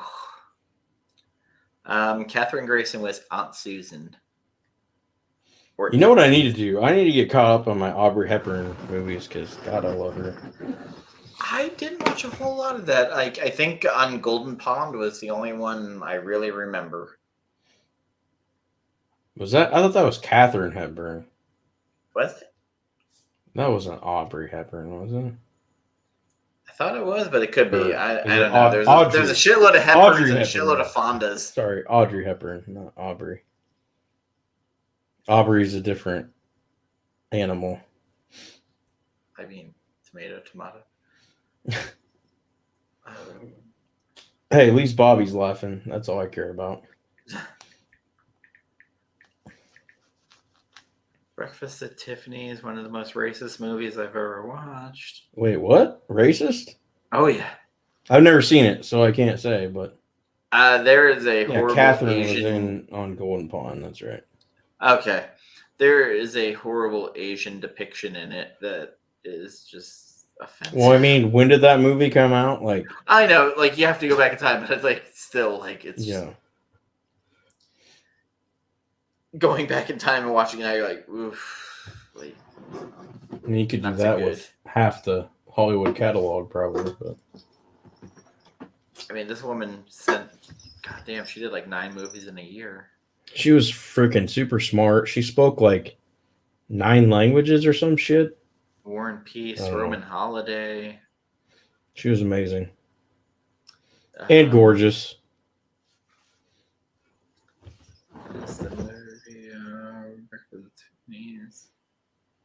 Classy.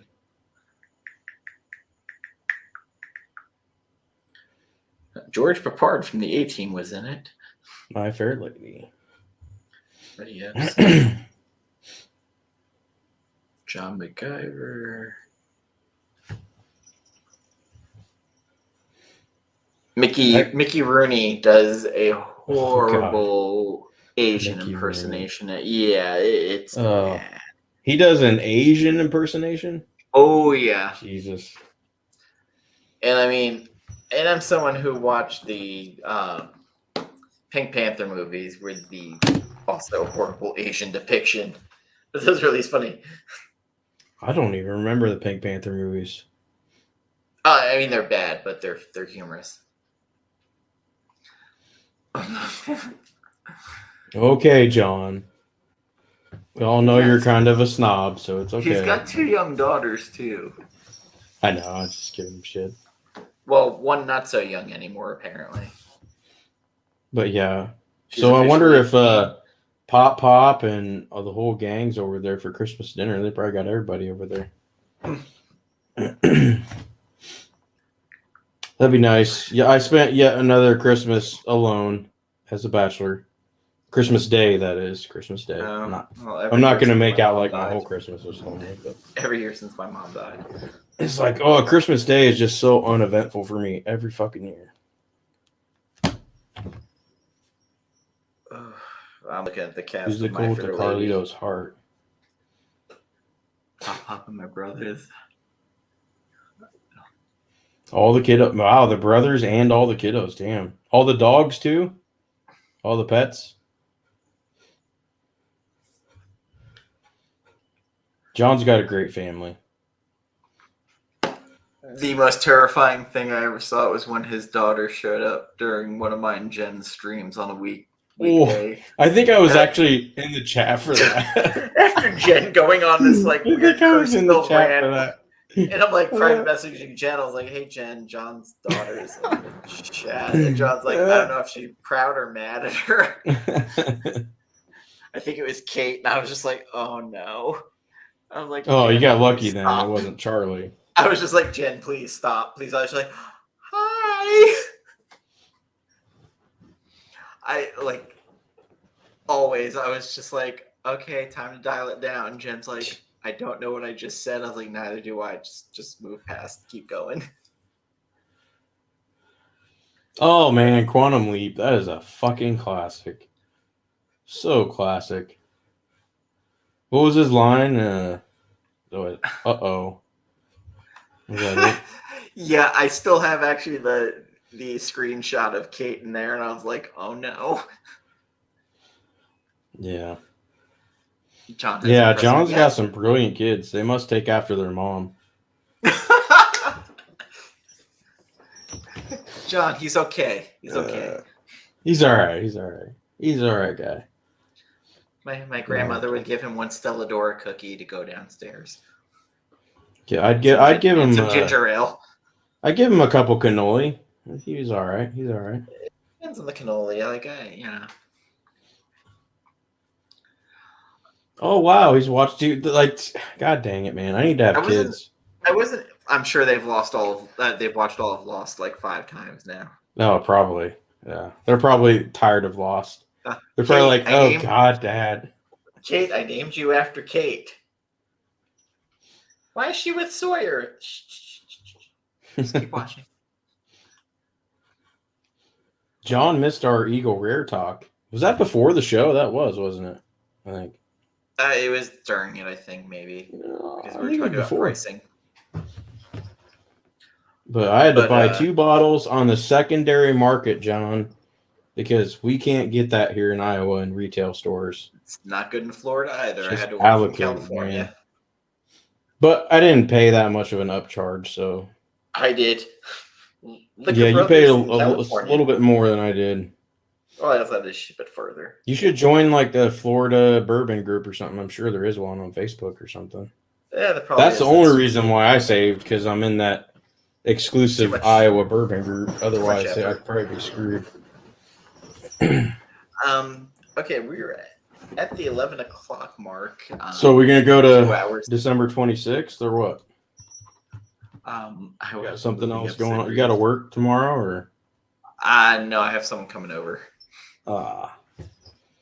And I need to be somewhat sober and a little lively.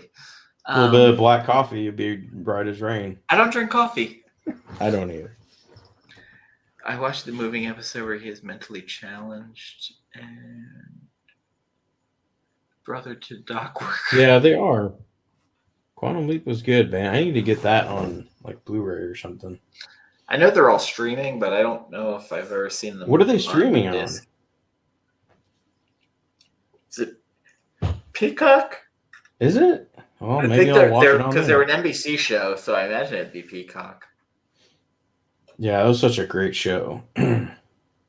Scott Bakula and what was that other guy's name? I don't know, but he was good.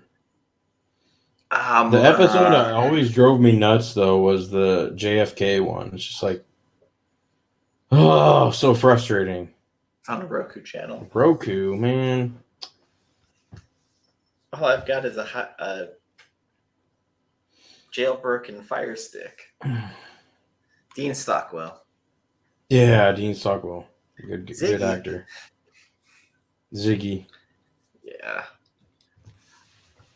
I also want to shout out a movie that is not a Christmas movie or anything else, but I think it's a good kids movie. The Black Hole from Disney that came out during the 80s. It was cheesy as fuck, but as a kid, I was so enamored by this fucking movie. The Black Hole? Yes. It's a kids movie? It had an evil robot. It had a good nobody movie. cares, Gore. Get your musicals out of here. It had this evil robot named Maximilian. Sam and Al were a great duo. Yeah, they were. My parents, there's a few shows growing up my parents would always make us watch. So it was Quantum Leap, The Wonder Years. There were 2 other ones, which I'm forgetting right now, but those for sure stand out right now. So. Weirdly, the Incredible Hulk TV show was one that I watched a lot with my parents. Yes. Just that sad music. So are you kind of stoked for when they adapt the Immortal Hulk? Because that'll be kind of horror vibe-ish. I really like the Immortal Hulk comic book series. So, I like the horror element. And I think that's a character that very much a horror element could be implemented with. I didn't think we got enough of Planet Hulk during Thor Ragnarok. That could have been an entire movie, but I thought they I'm were going to kinda do okay an with entire movie of that, like World War Hulk or something. maybe World War Hulk, but we'll see. I mean, shit, the Hulk was barely in that movie with Ruffalo, the last couple. Well, I you just got Professor I just Hulk. want to know what's going on with Paramount and if Disney's going to buy out the Hulk rights yet, because I thought they were already going to have them, but it doesn't seem like they do yet. So They've talked about it, but it's in such a weird limbo where it was like you can use them, but we're not going to let you make your. So when was the last thing Paramount did with Hulk in it though? Because isn't there that clause that they have to use them after so long? It was the Incredible Hulk with oh god, what the fuck's his name? Ed Norton? From Ed Norton, yes. That was like the what, last. 7 years ago at least. I think it was like 20. No, it might have been before that actually. It might have been like 2010, 2011. I think it was even before that. Shoot, it might have been, yeah. Because I'm thinking chronologically, but actually out of chronology, it might have been before that. It came out after Iron Man. So yeah, 2009, 2010 or something. 2008. 2008? So it was the same Yes. year, but after Iron Man. Yeah. Well, so shit, that's 13 years. years ago. Oh shit, never mind. God, Unless they years. count 13. No, they can't count Thor Ragnarok because that's not. It wasn't their movie. They had to have lost the rights to Hulk by now. I know Stan Lee had given some crazy deals to some of these companies when Marvel was on their ass. Yeah, I know that, but I don't know, man. It just. But I am glad that. I will say I'm glad that Sony and Marvel are working together on more Spider-Man. So I think it works out because Sony doesn't have to foot out a lot of the money, right. So it's free money for them. Oh, and I think tomorrow I'm gonna finally watch Venom 2. I'm in no rush to watch that damn movie either. Just because I did see the 4K Steelbook from Best Buy. The cover was actually kind of cool. That was and I'm sure that won't sell out. So no. The only one that has sold out through them has been The Thing. But like I was saying earlier, Dune wasn't available for me yet on Steelbook on Best Buy's website. It said not released or soon to be released or whatever. It's sold out then. God damn. So the stores will get some.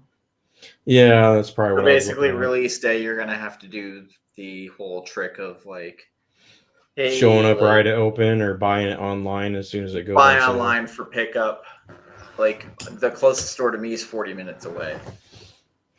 Oh, I'm lucky. Mine's like 5 minutes away, maybe. I know Ferengi and Vigilante got his over in Austria.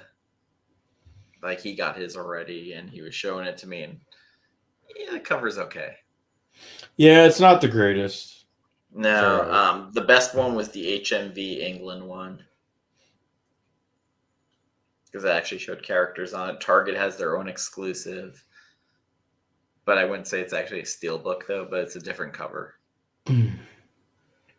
I'll tell you what has really sucked the past decade or so is movie posters. Man, they all just look the fucking same anymore. Well, do you remember during the time of Scream where everything was just basically headshots of every actor? Yeah. That's all they are now. It was probably after that, maybe. It's a little bit better, but it's still not good. Like all the Iron Man ones I like are not the ones that have all the headshots on them. So yeah. All right, guys. It is after 11. It's almost 11:30. We've gone for almost 2.5 hours. So Merry Christmas. Enjoy. You never know. I might end up on New Year's Eve going live just out of boredom. I will update on Instagram. All our info is in the description, and we will see you next month. Bye.